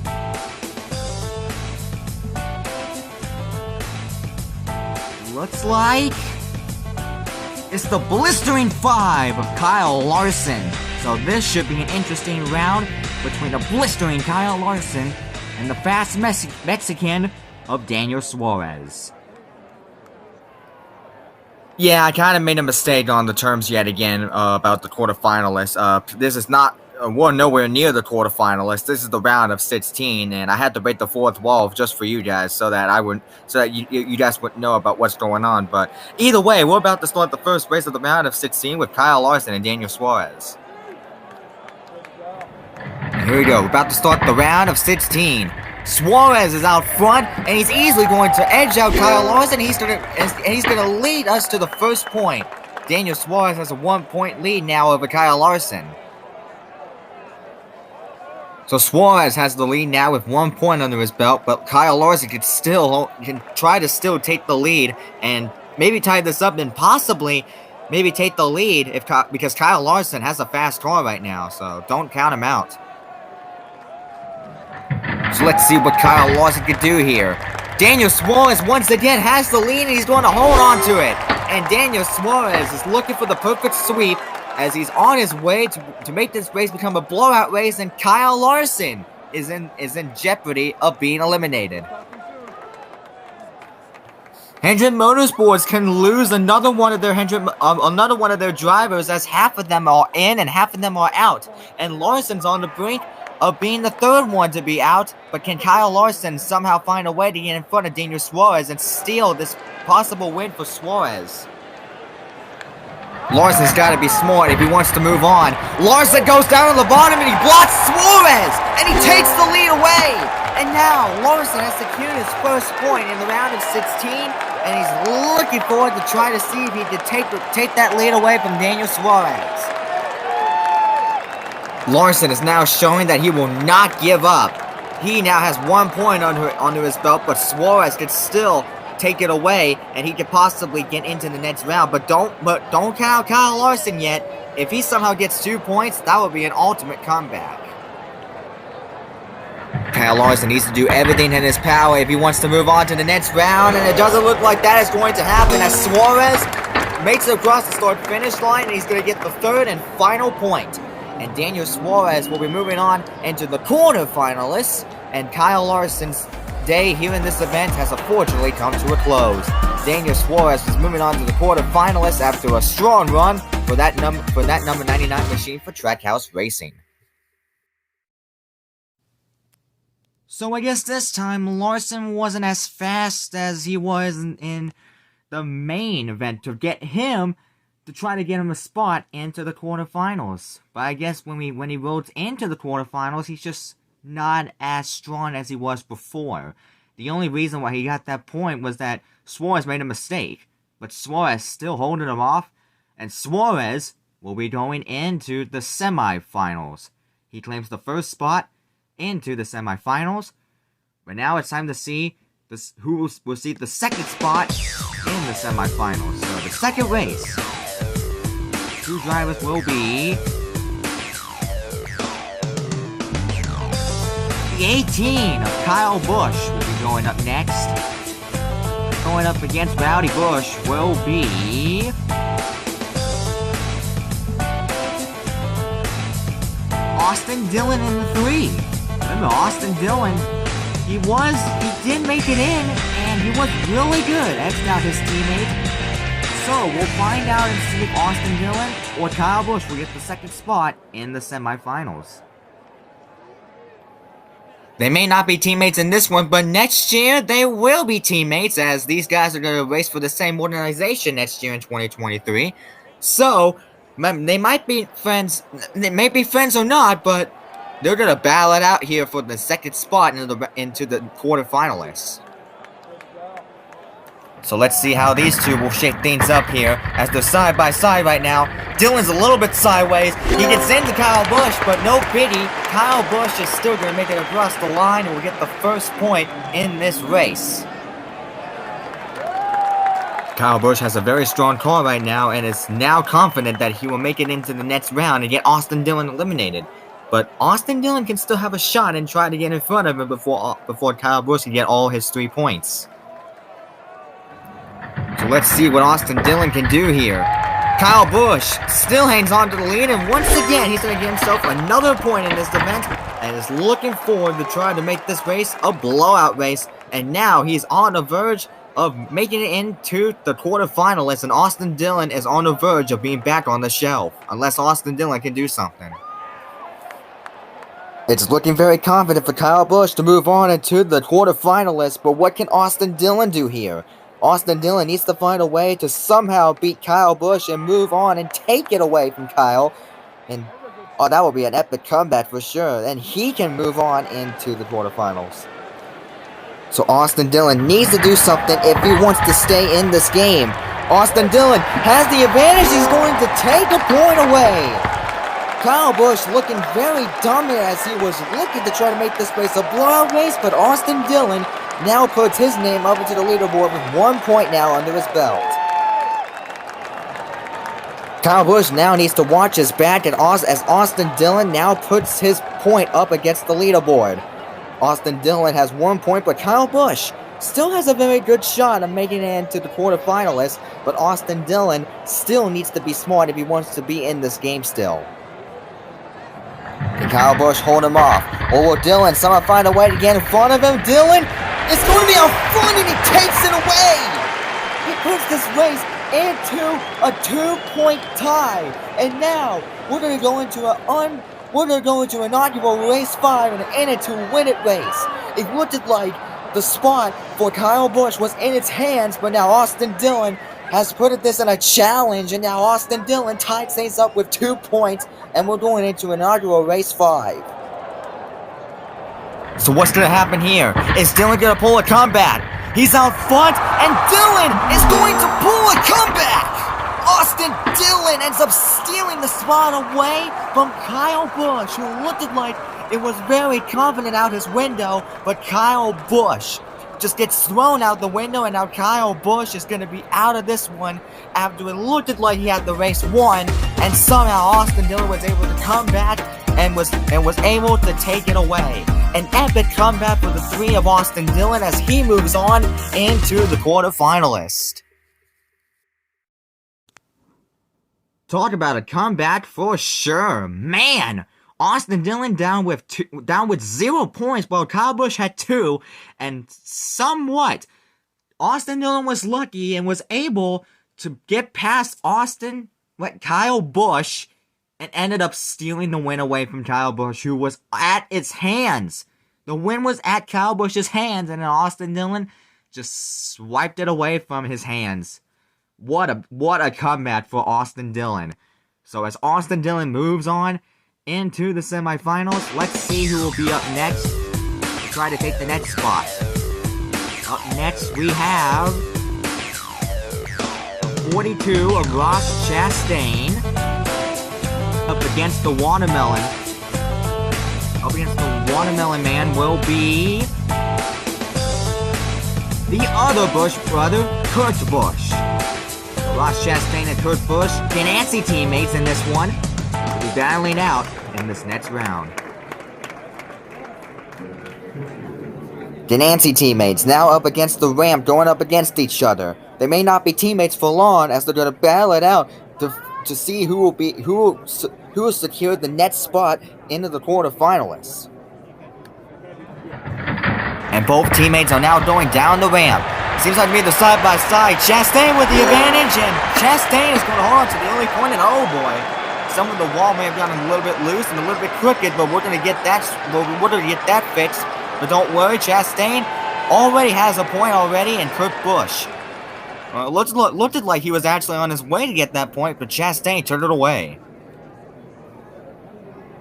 So they aren't teammates anymore. They're being aggressive on the track right now. Chastain has the early point advantage, and Kurt Busch needs to at least have something good if he wants to at least battle Ross Chastain and try to see if he can make it in. And they're off again. Side by side right now. Kurt Busch with the lead. He spins out, hits the wall, and Ross Chastain does sneak by and sneaks a second point.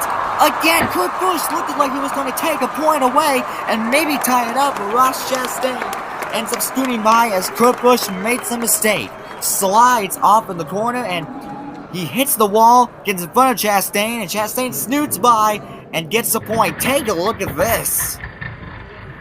Now, Kurt was already in trouble. He drifted across the track and got into Chastain, and look at that! When Kurt Busch tried to block Chastain, he hit the wall and he hit it with enough force that he was pushed back, and Chastain, unbelievably with enough speed, passes by and sneaks between the wall and Kurt Busch to get the second point. What an incredible move. But now, Busch is now in jeopardy of getting eliminated, and Ross Chastain is looking forward to try to see if he can get that spot in the quarterfinalists. But let's see what Kurt Busch can do and try to see if he can pull a comeback, just like what Austin Dillon did. Don't count out Kurt Busch just yet. So let's see if Chastain can pull off a perfect sweep.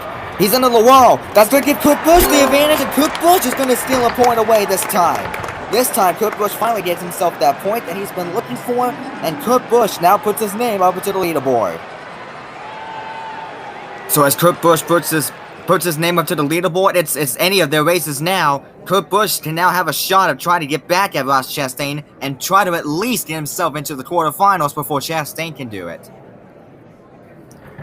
Let's see what Kurt Busch can do here. Side by side, Kurt Busch is into the wall, and that's going to give Chastain that third and final point, and he's going to be able to move on into the next round, and Kurt Busch won't even cross the finish line, and he will be done for the day. Then that means both the Busch brothers are going to be out, and you'll be watching this on the couch.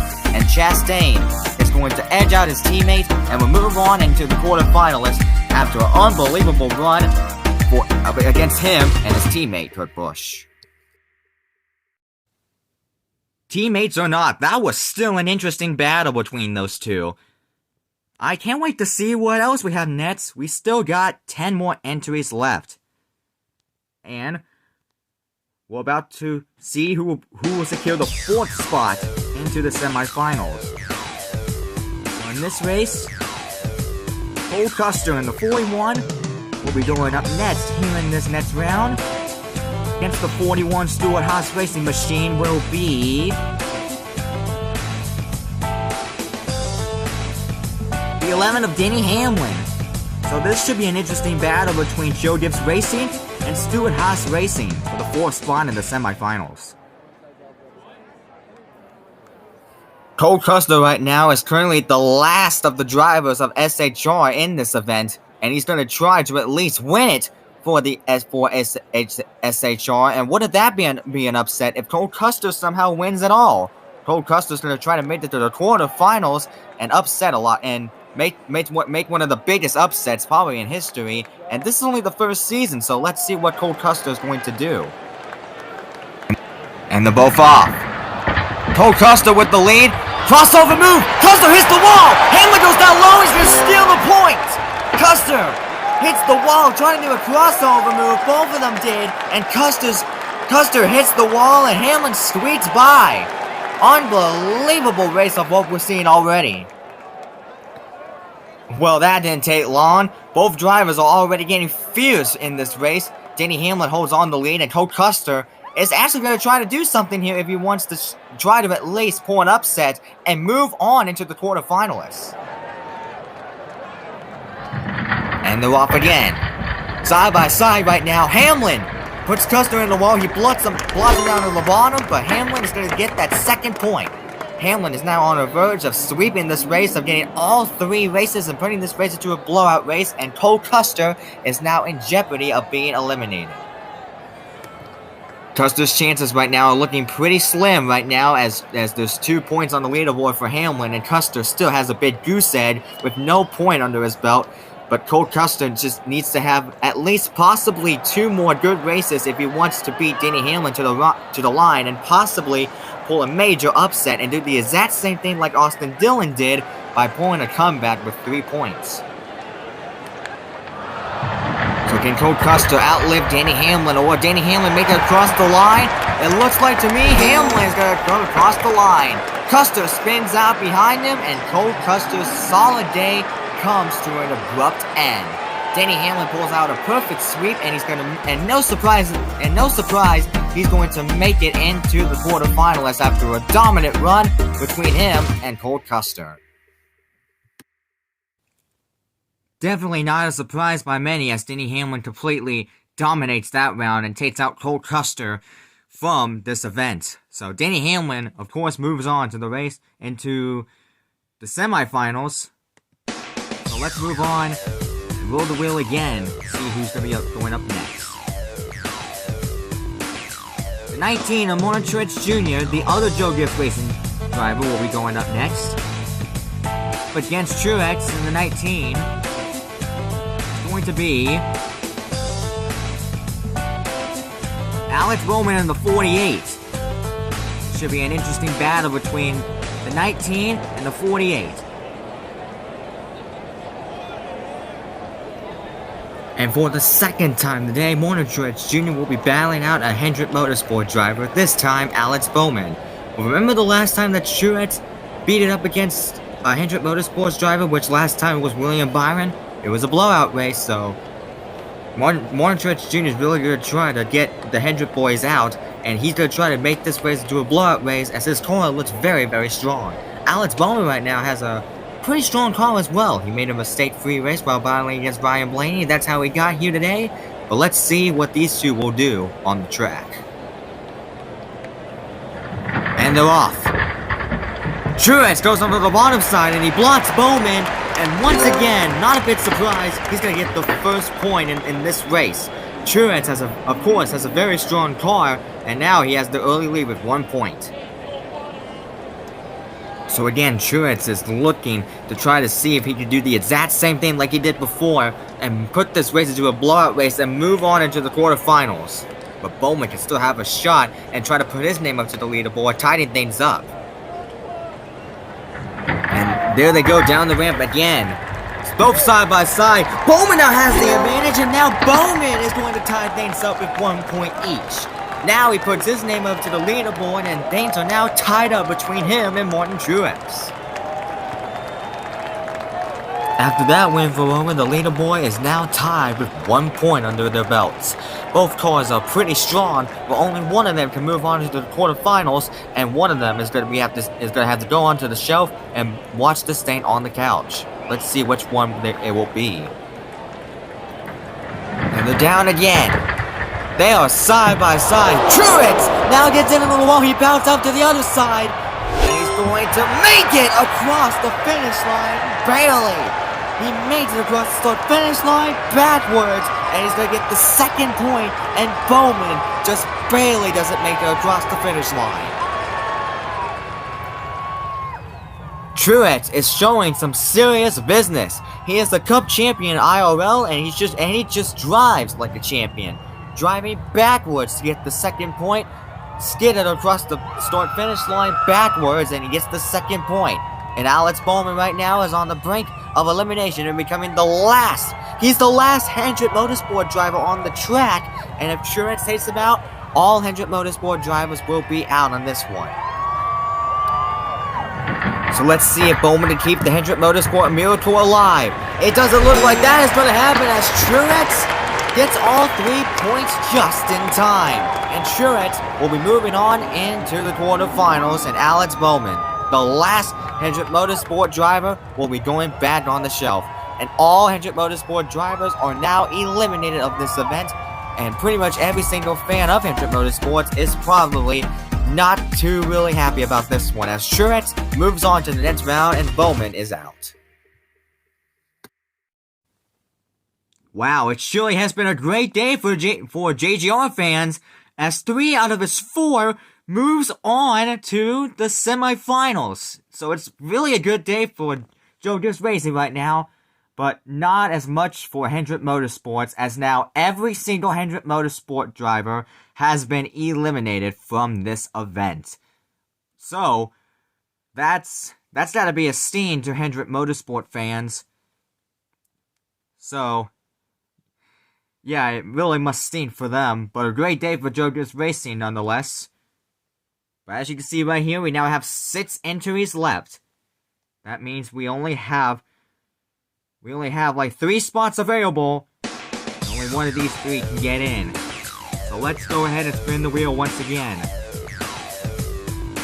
This time the 17 of Chris Buscher is going to be going up here in this round. His competitor is going to be his teammate, Ryan Newman. So Roush Fenway Racing drivers are going to go up against each other here in this next round.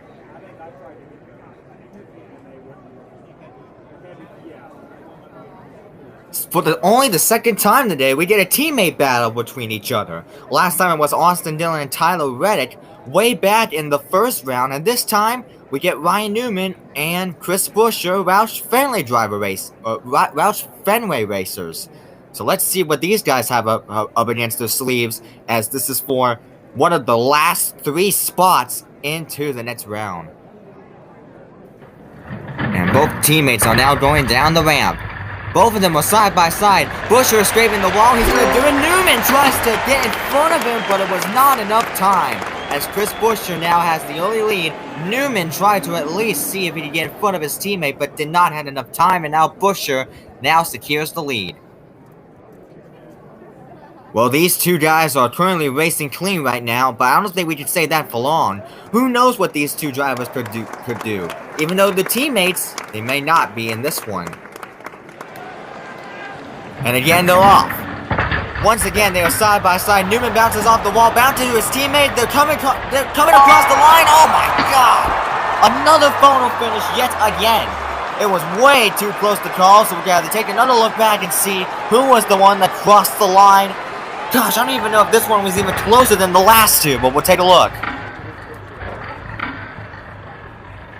Now, it looked like from this angle, Newman was out front. He did bounce off the wall and got back to his teammate, but Chris Buscher got the advantage, and Buscher's gonna hold him off to the line. Buscher now secures the second point and is on his way to try to pull a perfect sweep. And his teammate Ryan Newman is now on the verge of being back on the shelf and watching this on the couch.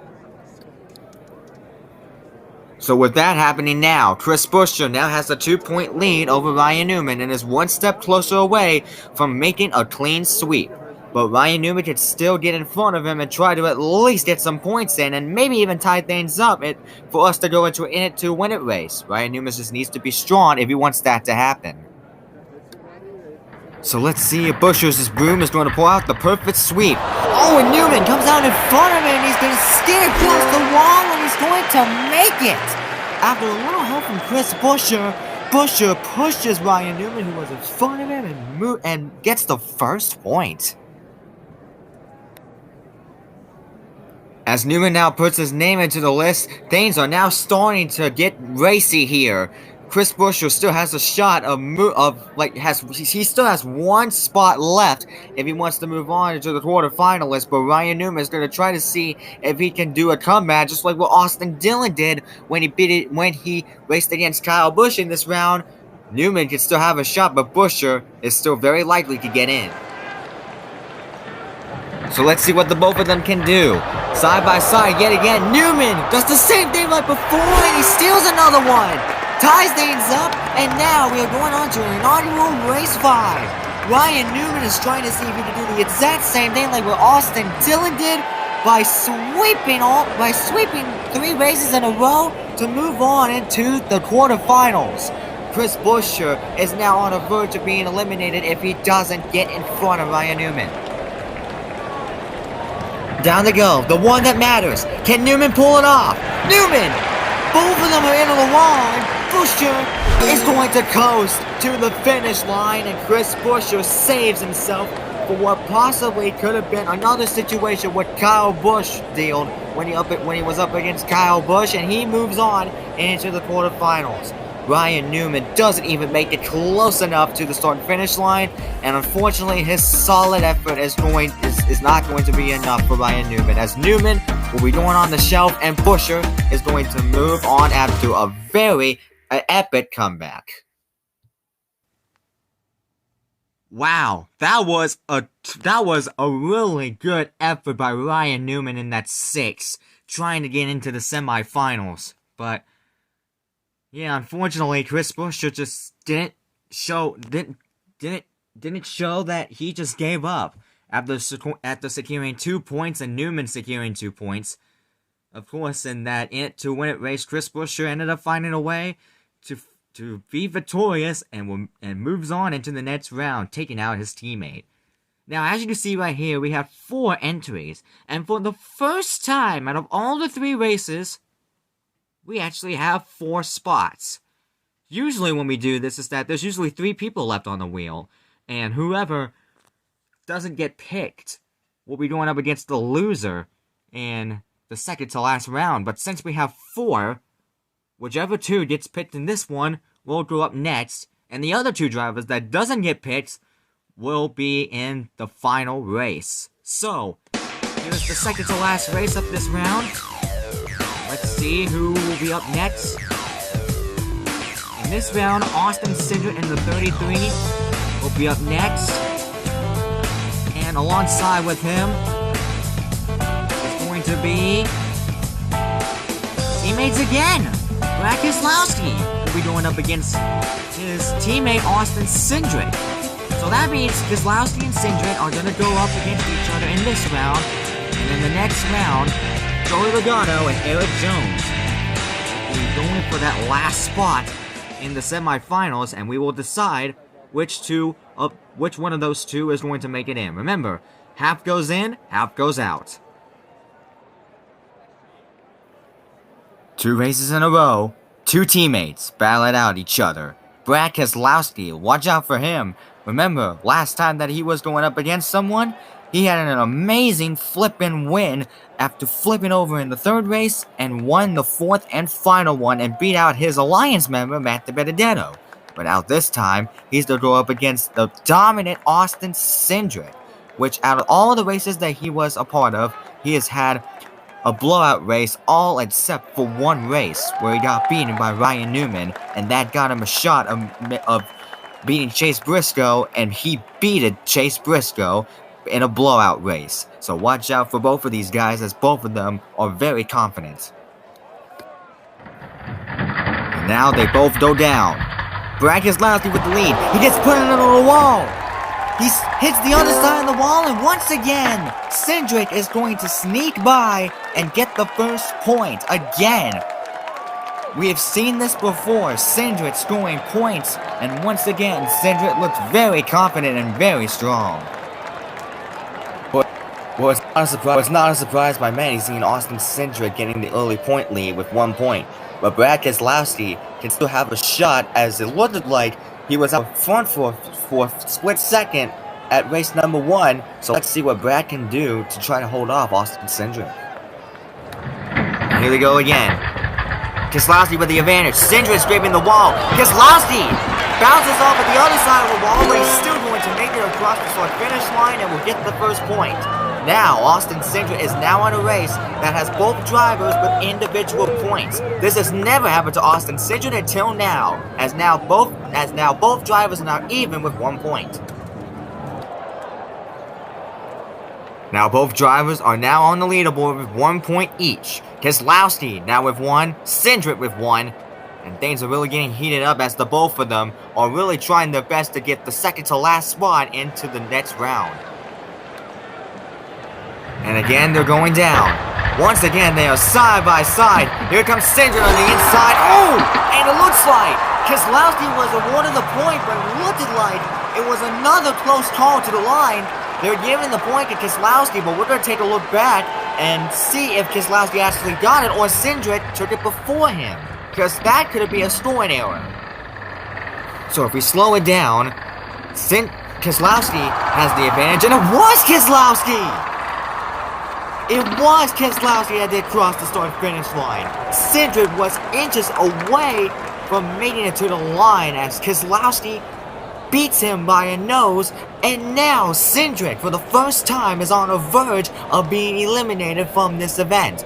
Let's see what Cindric can do if he wants to keep his hopes alive. So let's see what Cindric can do as Keselowski, both of them side by side, Keselowski with the lead, and that's gonna do it. And for the first time, Austin Cindric is going to be eliminated from an event. Went completely dominant fashion in the Exhibition Xfinity Night Race, but this time in the Cup Series, gets eliminated from the round of 16 and will not move on to the semifinals. That's a big shocker to many, I believe. But Brad Keselowski, without a doubt, still with a flippin' win a couple rounds ago, and again will move on into the semifinals after a dominant fashion after beating his teammate Austin Cindric. But now it's time to get serious. The 2 drivers that were not chosen on the wheel are now going up next, and we got 1 more spot left to determine the round of 8 or the or the quarterfinalists, as I should say. Joey Logano and the blistering fast Eric Jones are going to be going up against each other next. Another Team Penske driver is now going up against the Richard Petty Motorsport driver, and both of them are going to be battling out for the final spot of the quarterfinals. And here we go, the final race of the round of 16, and Logano is upside down on its roof. That gives Jones the advantage, and Logano, another Team Penske driver, upside down on its roof. Seemed like to me it had the same issue like Brad Keselowski, and now that 22 Ford Mustang is on its lid against the wall. Boy, Roger Penske is definitely not going to be happy about how much bills he's going to pay for tonight, as two of his cars has now gone upside down today. Let's take a look at what happened. Oh man, just like before. We saw the same issue with Brad Keselowski flipped over just like that.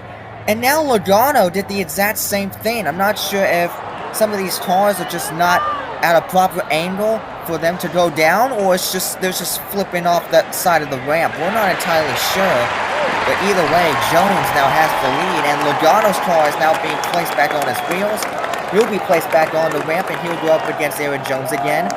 Jones now has the early lead now with 1 point under his belt, but Aaron Jones is very, very fast, but Joey Logano can do the exact same thing like his teammate did when he was up against DiBenedetto, and when he had 2 points, he flipped over and DiBenedetto got the first point. He can do the exact same thing and move on into the quarterfinalists with another flip and win.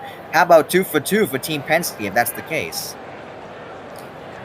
Let's see what happens this time. This time, both of them are now going on their wheels, and Aaron Jones gets into the wall, and Logano is going to coast to the finish line and barely edges out Aaron Jones, and now ties things up with 1 point each. He was upside down on his roof in the last race, and he's going to try to do the same thing like Brad Keselowski, his teammate, did by beating Aaron Jones and doing a flip and win and move on into the quarterfinals. And now, both drivers are now tied up on the leaderboard. Both now have 1 point under the belt. Joey Logano trying to see if he can pull a flip and win and pull an epic comeback after flipping over 2 races ago. And Aaron Jones trying to see if he can pull a major upset before Logano can actually try to see do a comeback and try to see if he can get all 3 points before he does. Remember, Aaron Jones again has a fast car and had an epic blowout race the last time. So let's see what Aaron Jones can do. And again, they're off. Side by side right now. Logano with the advantage. He's going to make it. And now he gets another point under his belt. And now he is on the brink of moving on into the semifinals and the flip and win. And Jones on the brink of elimination. Wouldn't that be a surprise that one of the fastest cars on the racetrack gets eliminated and doesn't even make it to the semifinals? So now with Logano now securing the lead with 2 points, Aaron Jones is now on the brink of elimination. Jones needs to be really strong if he wants to at least get in front of Joey Logano and avoid elimination. Let's see what Jones can do if he doesn't want to face elimination. He is out front. He is going to make it. He saved himself from elimination, and now things are tied up with 2 points. Now we're going to go into inaugural race 5 with the final position of the round of 8 on the line. This is really going to be interesting here, as both Logano and Jones are now tied with 2 points. This is all for the marbles here. It's all for the money here. This is the last spot of the quarterfinals, and now we're tied with 2 points each. Only one of these two can get it. Jones now looking to see if he can pull a comeback, and Joey Logano is on the brink of possibly facing elimination, but he can still get a chance to move on into the next round. Here we go for the final spot of the quarterfinals. Who is going to make it there first? Jones with the advantage. They're moving to the wall. And to the line, Jones is going to make it. And he saved himself from elimination by moving on into the quarterfinalists. Joey Logano was on his way to see if he could pull a comeback after a flip in the first race of this, and didn't work out all that well. And Joey Logano's solid day, the IRL NASCAR champion, will be back on the shelf. And Aaron Jones pulls an amazing upset by moving on into the quarterfinalists after a strong, dominant car. And here we are. We have reached the halfway mark, the quarterfinal rounds. As you can see here are half of the drivers that made it into this round and has a better shot of winning this event as a whole. Brad Keselowski 2 rounds ago had an amazing flip and win after flipping over while trying to while trying to beat Matty D in the blowout race, he still moves on and beat his teammate Austin Cindric in the last round to move on into this round, the quarterfinals. Austin Dillon with an incredible comeback when he was up against Kyle Busch. He was down by 0-2 and ended up pulling three points in a row and took out Kyle Busch, which was at his hands.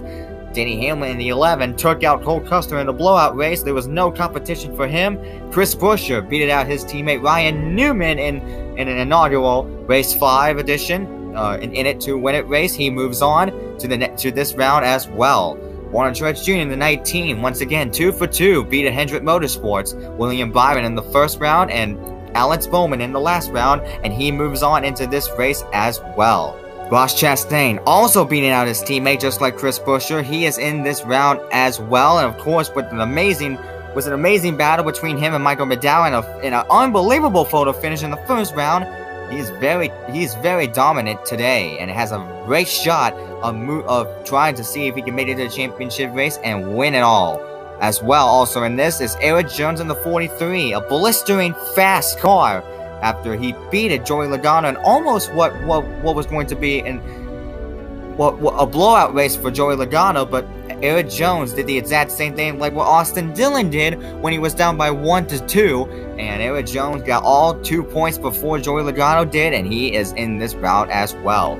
Daniel Suarez, who in the first race of the round of 16 beat out Kyle Larson, and he is also in this as well. That number 99 Trackhouse Racing vehicle is also very strong as well, and a lot of these guys have really been focusing on Daniel Suarez because Suarez is actually really strong right now, and all of them have to keep an eye on them. All 8 of these cars now have a greater shot of moving on into the next round, but remember, only one of these guys can move on to the championship and try to see if they can battle it out for that inaugural title in this event. And again, just like last time, we're going to be spinning the wheel to determine the 4 drivers that will move on to the semi-final rounds, and we're going to be doing just that right now. And here we are, round of 8 to determine this one.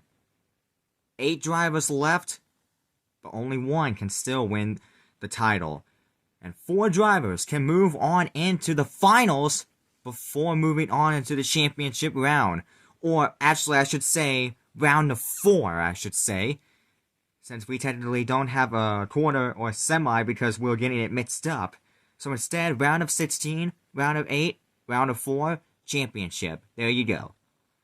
Alright, either way, let's go ahead and spin the wheel for the first time in the round of 8. Up first, we have Austin Dillon in the number 3 machine. Changing him much color, but either way, alongside Austin Dillon will be the 99 of Daniel Suarez. So Austin Dillon and Suarez are up first in the round of 8. And this is where things are about to start to get real. The first race of the quarterfinals. Austin Dillon and Daniel Suarez are the first 2 drivers to be going up against each other in the first race of the quarterfinals. This should be an interesting round to watch as both of these cars are very strong and very persistent. So let's see what the both of them can do to do. And now, the quarterfinals are now officially underway. Both drivers side by side. Dillon bounces off the wall, bounces right back into Suarez, but Suarez is still going to make it across the line to get the first point. Austin Dillon looked like he was out front. When he hit the wall, that truly did affect him, and Suarez gets the early lead. So Suarez has a 1-point lead over Austin Dillon, but it looks like both of these cars are pretty strong, as before Austin Dillon hit the wall, he was out front. It looked like that point was his, but both of these cars look like they're pretty fast right now, so this should be an interesting show to watch. So let's see what the both of them can do as they come down the ramp. And Austin Dillon rotates that car upside down on its roof. For the second consecutive race in a row, we've seen a car flip off the ramp, and this is just like what happened to the two Team Penske drivers, as Austin Dillon has the same issue, and he's on his and he's come to a rest on it upside down on its roof. My goodness, we have seen so many cars going upside down today. Again, let's take a look to see if Dillon had the same issue like before. Yeah, Dillon won again. For the third time, we've had a car flip over coming off into the ramp. I'm not entirely sure if the cars are coming off the ramp at an awkward angle, or I'm not entirely sure that these cars are just flipping off of that side of the ramp. It's just so odd and just so bizarre to think of how many times this happened already. But of course, as you can see, Austin Dillon is being flipped back on his wheels. Crowd roars. Great sign to see, and Austin Dillon will go back on the shelf. Will go back on the ramp. I almost said shelf, but he might be back. He might be going back on the shelf because look at the score. Daniel Suarez now has 2 points over Austin Dillon, looking to try to pull out a perfect sweep. Daniel Suarez looking to try to see if he could get the first position in the semifinals, but Dillon can still have a shot like what Logano tried to do. So let's see what Austin Dillon can do. He has a clean start this time. Austin Dillon now has the advantage. He's going to edge out Daniel Suarez, and he's going to get the first point. Again, just like what we saw from Keselowski and Logano, Austin Dillon scoring himself a point after he flipped over in the race before, and now he's going to try to do the same thing like he did when he was going up against Kyle Busch by getting all 3 points before Daniel Suarez can. So let's see if Austin Dillon can do the exact same thing for the second consecutive time in a row. And here they go again. What can they both do? They are side by side. Here they come across the line, and Austin Dillon comes across the start-finish line, and he takes another point away. Now both teams are now tied up, and now we're going to go into an in-it-to-win-it race in an inaugural race 5. And just like that, Austin Dillon is on the verge on another comeback story, as Austin Dillon is doing the exact same thing like what he did when he was up against Kyle Busch by getting all 3 points before Kyle Busch can do.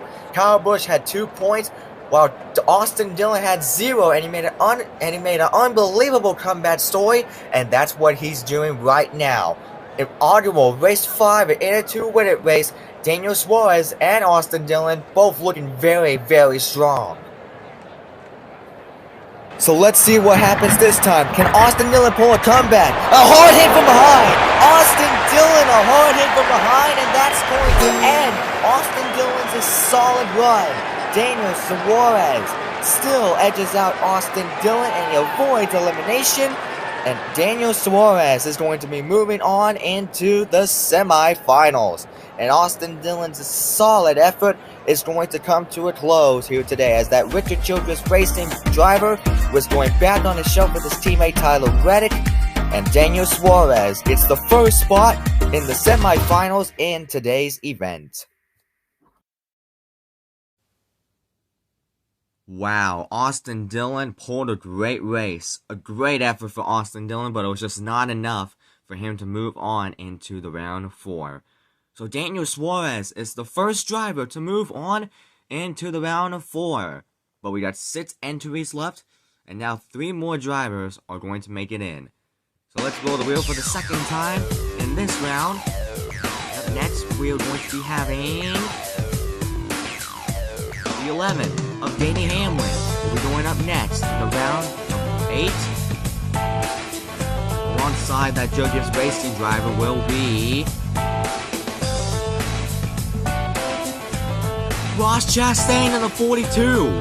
Remember, these guys IRL had major differences, and they were always battling up against each other, so this should be an interesting round as both enemies are both battling side by side.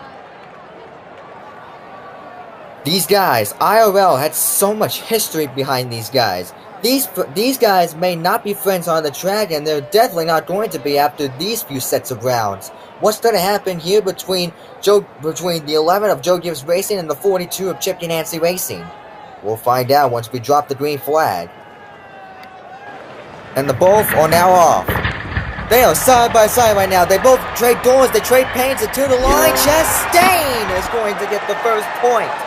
Although it looked like it was a photo finish, Chastain was clearly out in front, so we do not need to see and take a look back to take a look who was actually in front, because it was Chastain that was clearly ahead, and that's what's been told by race officials. Well, it's pretty much one of these two races now, because both cars are looking very, very strong, as both of them look like they're in the same speed as each other. So this should be a really interesting show to watch between Hamlin and Chastain, who both IRL looks like to me are enemies. And they're off again. They are side by side right now. Heavy contact with the 11th of Denny Hamlin, and Ross Chastain again is going to take another point. Ross Chastain now has a 2-point lead over Denny Hamlin, and Hamlin doesn't even cross the start-finish line, and Hamlin is now on the verge of elimination. As Ross Chastain is one step closer away to pull out a perfect sweep, Denny Hamlin at least needs to have something good in him if he wants to move on into the semifinals and void himself from elimination. Denny Hamlin needs to have a perfect race if he doesn't want to face elimination. So what can Denny Hamlin do if he wants to save himself from elimination? He's going to get out front of Chastain, and he's going to take a point away. That's what he's going to do. And Hamlin now puts his name into the leaderboard as he now has 1 point under his belt, but Chastain still has 2. So Hamlin now puts his name under the board with 1 point. Chastain still has a greater shot of moving on into the semifinals with his 2 points, but Hamlin can try to see what Dillon did when he moved on into this round by getting all 3 points before Chastain can do it. And again, they're going down the ramp. Side by side again, they're trading paint, and to the line, Chastain scoots by, and he's going to get the 3rd and final point. Denny Hamlin will unfortunately meet the end of the road, as Denny Hamlin will be eliminated from this event, and he will be going back on the shelf after a dominant run. Ross Chastain, once again with a very fast car, is going to move on into the semifinals. With 2 more spots left, only 2 can now get in. No surprise to see Ross Chastain beating out Denny Hamlin like he did IRL in Martinsville.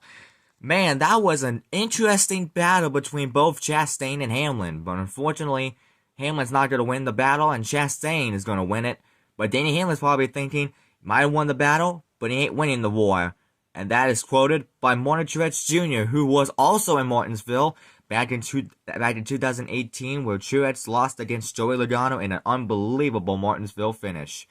But either way, we're going to go ahead and spin the wheel one more time here, as we got 4 drivers left. So Chris Buscher in the second to last round is going to be going up next.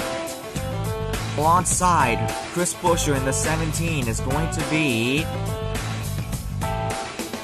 Eric Jones in the 43. So that means Buscher and Jones will be going up against each other in the next round, and the last round in the round of 8 will be Brad Keselowski and Truex Jr. And now it starts to get real. The last 2 races that matters the most, this one and the next one. This will determine the final 2 spots into the semifinals. Remember, only 2 of these guys can get in, and it can't be one of these. It can't be both of these guys who are going up against each other right now. It can only go to either Chris Buscher or Eric Jones. So let's see which one of those will move on into the semifinals. And here we go. We're underway. Both of them are side by side, and to the line, Eric Jones is going to get the point, and now he flips over onto its side. As soon as Jones crossed the line, he hit something with tremendous force to flip that car onto its side. This is the first time that we had a car upside down, not from the ramp, but from one of these walls. Unbelievable incident for Eric Jones, and the AMR safety team is going to be on the scene to flip that 43 car back onto its wheels. Now, we're going to take a look and see how the car ended up going upside down. Just look at the impact that the 43 just took. My goodness! A blistering blow into that side of that wall. And did you see how the camera did you see how much the camera vibrated? That's how much of a hard hit that was for Eric Jones. And now, as you can see, the car now rotates back onto its wheels after a blistering blow into that wall. But nonetheless, Eric Jones still holds on to the point lead as he secures the first point of this race, and Chris Buscher still looking at a big goose egg and is going to try to at least tie things up. And the both are down yet again. Both are now side by side with each other, and a big hit from behind from Chris Buscher, both from the outside and the inside wall. And Eric Jones will once again come across the start-finish line and will get a 2-point lead over Chris Buscher, and Buscher won't even make it across the start-finish line after 2 blistering hits. Now, Buscher actually impacted the wall extremely hard right here, and with phenomenal force, the turbo velocity of that car bounced him all the way into the other side of the wall. That was a very nasty ride for Chris Buscher, but nonetheless, he'll still be able to continue, but he's still on the verge of being eliminated. So if Chris Buscher wants to move on, he needs to not make any more mistakes, just like what he did earlier, as Eric Jones is now on the brink of pulling out a perfect sweep, and won't be surprised if Eric Jones does that, as he's got a very fast, blistering car. And here they go once again. What can Buscher do? Buscher comes out in front, and he takes the point away from Eric Jones. Chris Buscher now finally adds his name into the leaderboard, as he now has 1 point under his belt and trying to close in on Eric Jones. So Chris Buscher now finally had a race that finally secured himself a point in this round with no mistakes, and finally was able to get that first point that he's been looking for. But he's still on the brink of he's still in jeopardy of being eliminated, as Eric Jones still has 2 points and looking for that final point for him to move on. So can Chris Buscher try to see if he can pull a comeback? No, he will not! He is upside down on its roof! Once again, a car flips over up to the ramp.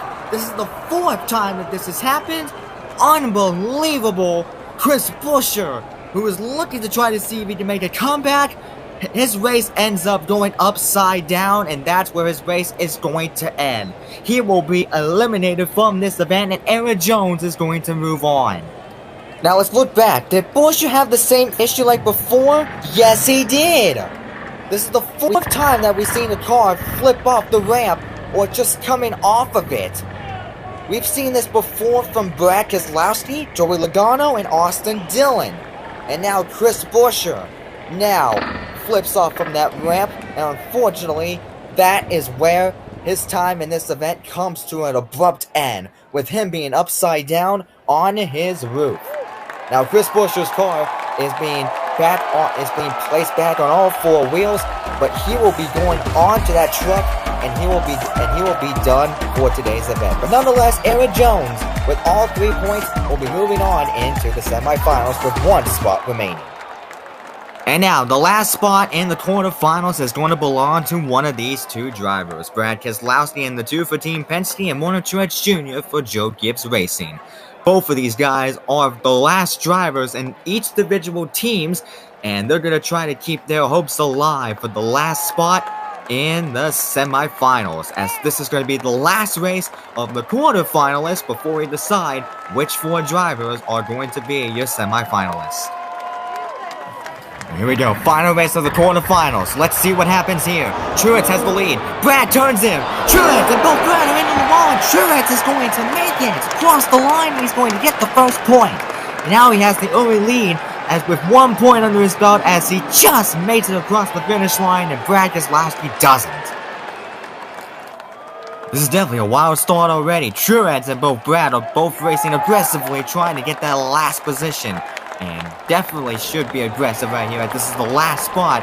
One of them can get it, and only one cannot get it, and they'll be placed back on the shelf. Truex right now has the lead right now with 1 point, but Brad can at least try to see if he can actually get that point and take it away from Truex. And they're off again. Keselowski with a little bit of advantage, and this time he's going to go to a 4 trajectory, and he's going to tie things up now with 1 point each. Brad Keselowski now puts his name onto the leaderboard to tie things up with 1 point for each driver. And now both drivers have now been put on the leaderboard with 1 point each. It is anybody's race now, and we'll just remember this is the final spot for the semi-finals, and both of them are really trying to go after each other and be really aggressive to at least put their names into the list of the semi-finalists. And we're back underway. The camera's a bit crooked, but seems like Truex has the advantage. Keselowski looked like he had some sort of an issue, but Truex nonetheless is going to maintain the lead and get himself his 2nd point, now on the verge of adding his name into the semi-finalist.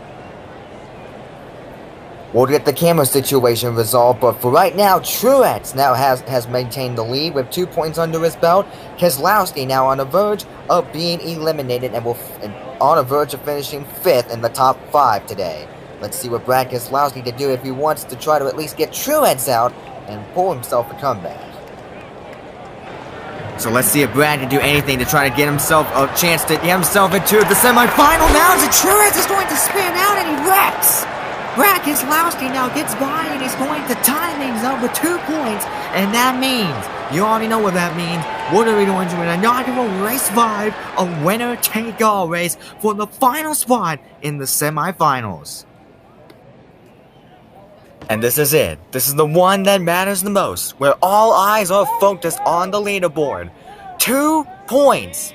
They are tied right now for the last spot in the semi-final rounds. Both drivers are looking very positive, but I bet we don't even know which one is going to make it. Both cars are both very, very strong, and it's anybody's race now to get that last spot in the semi-finals. And here we go, last run, down the ramp they go. Keselowski gets it to the wall, and Truex is going to do it. Truex outlives Brad Keselowski, and he has done it. He secures the last spot in the semifinals, and Keselowski, the last Team Penske driver of this event, is now going on the shelf. And that means Team Penske has now have their drivers eliminated, and they are done for the event. And Truex Jr. in that dominant and blistering fast number 19 keeps the dream going for Joe Gibbs Racing and its fans by advancing to the semifinals and secures the last spot. And the fight for the championship is now on.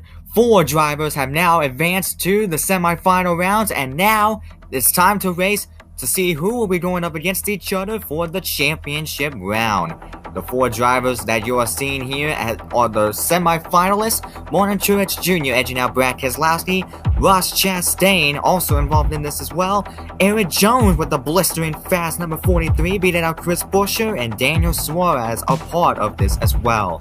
Both of these guys are really, really strong, and of course, they are the favorites right now. A lot of these guys are really cheering for these guys, and I don't even know. I bet the fans don't even know who is going to win at this point, as all of these drivers are very, very strong. Right now, the biggest favorites right now are Erik Jones in the 43 and Truex Jr. in the 19.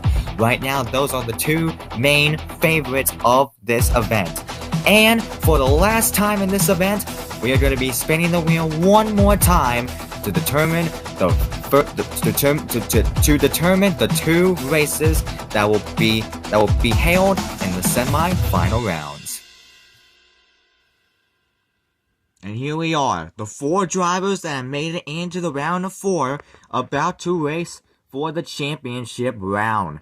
Only half of these drivers can make it into the championship round, and half of them goes back on the shelf. Who is it going to be? We will find out as we spin the wheel. One more time, actually, today.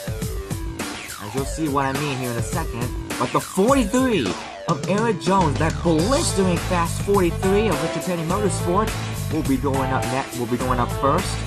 One more time, let's roll the wheel. And going up against the 43 is going to be Truex Jr. in the 19. So this should be an interesting battle here in this first round. So that means Truex and Jones will be going up first. And then for the final round of before the championship round, Ross Chastain and Daniel Suarez to decide who will move on into the championship. And now, the moment you have all been waiting for. The semi-final rounds to determine the championship race. 4 drivers are now going to go up against each other to determine the 2 drivers that will be participating for a championship. And that is Truex Jr., Erik Jones, and Daniel Suarez and Ross Chastain.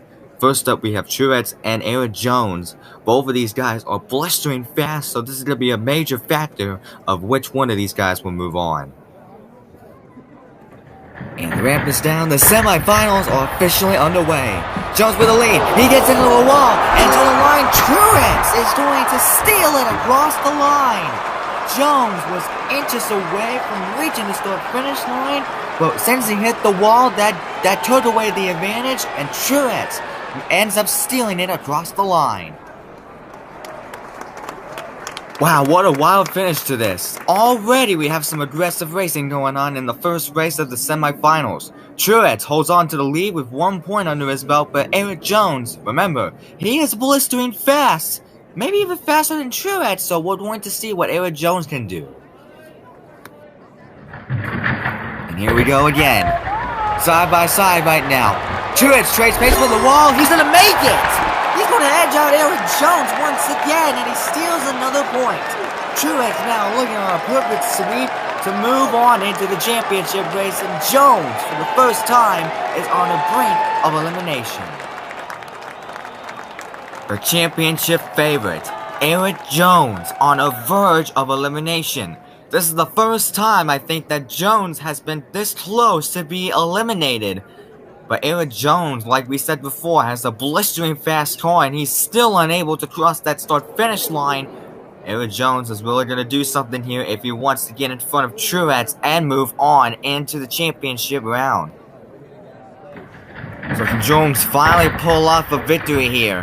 Erik Jones, he's now in front, and this time the point is going to be awarded to him. Erik Jones now puts his name into the leaderboard, and he's going to see if he can tie things up and possibly put this into a winner-take-all race and possibly beat Truex Jr. in the 19 with an amazing comeback. And now, Erik Jones now puts his name into the leaderboard. He now has 1 point under his belt, but still on the brink of elimination as Truex still is trying to pull out that last point to get into the championship. So can Jones hold him off again? Can he get that second point? Jones out front. Truex with the advantage, and Truex is going to outlive the championship favorite Erik Jones. And Jones, solid day comes to an abrupt end, and he is out in championship competition. Truex secures the first spot in the championship round. Erik Jones looked like it was in his hands because of how strong his car was. But unfortunately, it was just not enough for that number 43 car. And Truex Jr. gets the first spot in the championship round.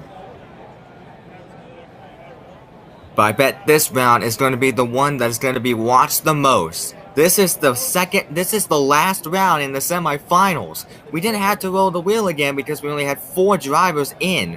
And since we rolled the wheel only once to determine the 2 drivers to race each other, we pretty much don't have to roll the wheel again because we already had 2 drivers left.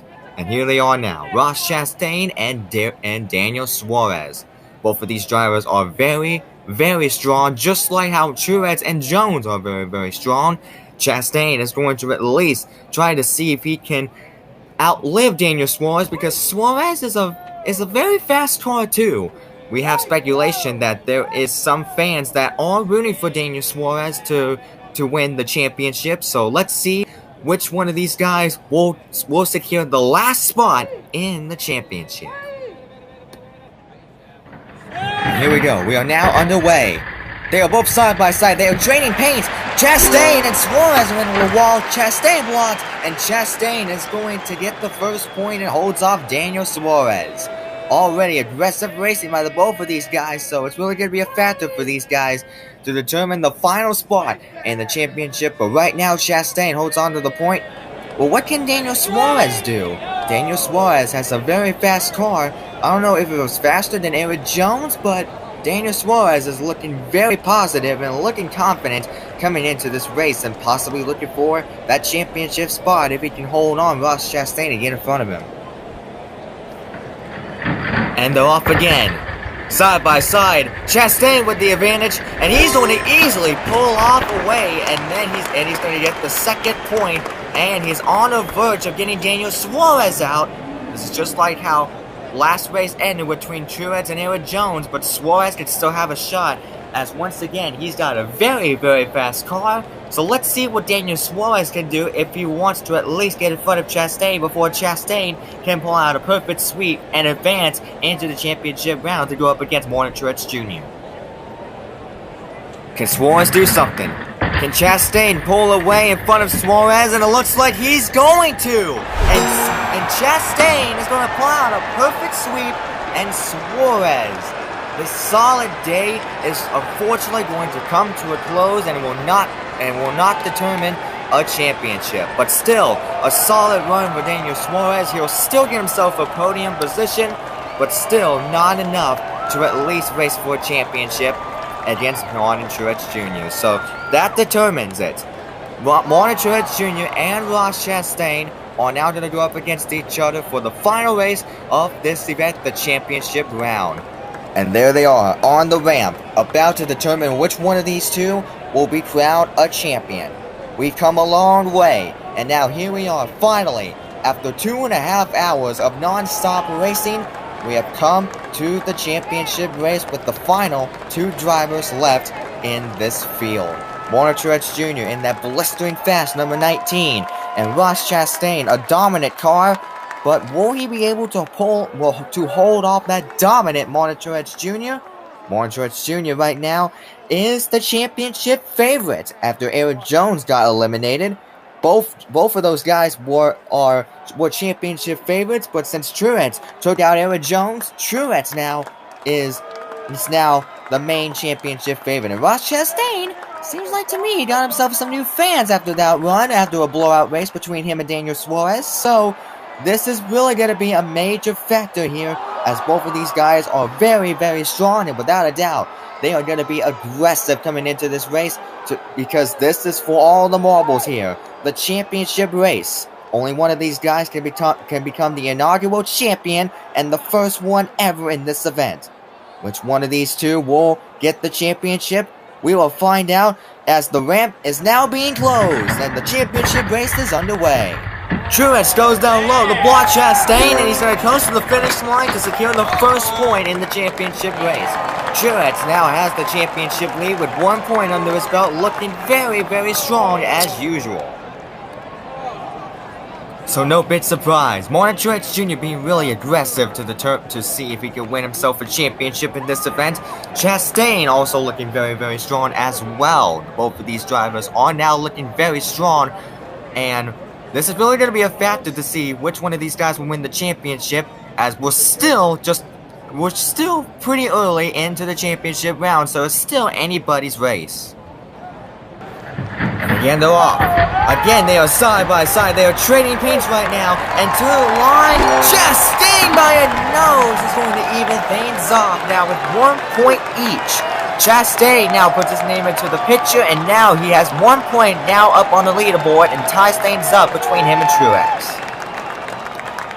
And now it's a competition. It's now a challenge, as both of these guys are now tied with 1 point each. It's pretty much anyone's race now, as both drivers are now on the leaderboard and now in championship hunt. And we're off again. Side by side, still, and to the line, Chastain is going to outlive Truex yet again. And now he's the second point, and now he is 1 win away from securing the championship. And Truex Jr., the door is slowly closing on him, and as Chastain is 1 step away from securing a championship, and Truex might become the championship runner-up unless he does something in this next round. As you can see right here now, they're back on the ramp. Chastain now with 2 points, 1 victory away from securing the championship. But Truex Jr. can still outlive Ross Chastain and at least try to tie things up and maybe possibly steal the championship double away from Chastain. Truex needs to not make a mistake if he wants that to happen. So what can Truex do if he wants to at least get in front of Chastain and go for another shot of making it to the championship round? And he's going to get in front of Chastain and blocks him on the low side. And now it's tied. 2 points Truex, 2 points Chastain. And that means for the championship round, for the final point, for the championship jackpot, we're going to be going into a winner-take-all race. This is the one that matters the most. Both of these drivers now has a shot, and it's anybody's championship win now, as both drivers are now in a situation that they can get the championship. Both of these guys, Truex and Chastain, their mind right now is to kill 2 birds with 1 stone, and that is beat the other driver and secure the championship. Who will it be?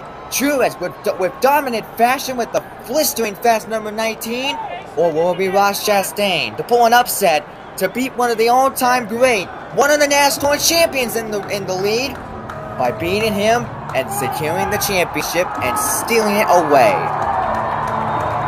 And down they go, one more time down the ramp to determine a champion. Truex scrapes the wall, and Chastain holds him off. That will end the race. And Truex Jr. won't even make it across the start-finish line, and that is going to do it. Chastain has done it. And you can hear the emotion in his voice, hearing on the radio, that Chastain realized that he has done it. Chastain holds off that blistering fast number 19 and becomes the inaugural winner of the 2Y Downhill Battle Series by winning it all, by winning the main event of the 2022 2Y Downhill Battle. Ross Chastain has battled a long way through this event, 2 hours of racing, almost 3 hours as a matter of fact. But Ross Chastain is the man who ended up winning it all here in this track and winning the inaugural season of the 2Y Downhill Battle, and he becomes the first ever winner to win here in this event. Let's take a look at your results. All 31 drivers of where they started and where they finished. Obviously, Ross Chastain has been declared the winner after beating out that dominant Truex Jr. who looked like it was in his hands, but unfortunately, Chastain was the one that held off Truex, and Truex will get a runner-up position. And in the rest of the top 10 right now, Daniel Suarez with the dominant car. Eric Jones, who was one of the championship favorites, was beaten by Truex Jr., and that's how Truex was able to get into the championship. Brad Keselowski with the flip and win in one of his rounds when he was up against Matt DiBenedetto, unfortunately comes home in the 5th place spot and the last spot in the top 5. Chris Buscher had a pretty decent run in that number 17, but comes up just short from the top 5 and comes home 6th. Denny Hamlin comes home in 7th. Austin Dillon with an amazing run when he pulled a comeback when he was up against Kyle Busch, went in the 15th position. But Austin Dillon ends up coming home into the top 8 and was the first one to be out of the quarterfinals. Joey Logano in the 9, who flipped in that race, couldn't pull what his teammate did, pull a flip and win, and he is unfortunately out of this event. And Austin Cindric, the Insufficient Xfinity Night Race champion, comes home in 10th. Ryan Newman with a great run, he comes home 11th. Alex Bowman, Cole Custer pretty much surprised us all with a 13th place finish. Kurt Busch and Kyle Busch, Busch brothers, 14th to 15th. And the other Kyle Larson in 16th, and was the first one to be out of the round of 16. And the rest of the guys that you're seeing right now didn't even make the round of 16, or even any of the finalists. Chase Briscoe, Michael McDowell, and Kevin Harvick. Surprised to see him out down into the bottom of the list in 19th. William Byron, Matt DiBenedetto, Tyler Reddick, and Corey LaJoie in the last few spots in the second column. And in the third and final column, you see Bubba Wallace up top in the 24th position. big namers Ryan Blaney and Chase Elliott in 25th and 26th didn't even make the show. That is a major shock to fans, and definitely they were not happy about it.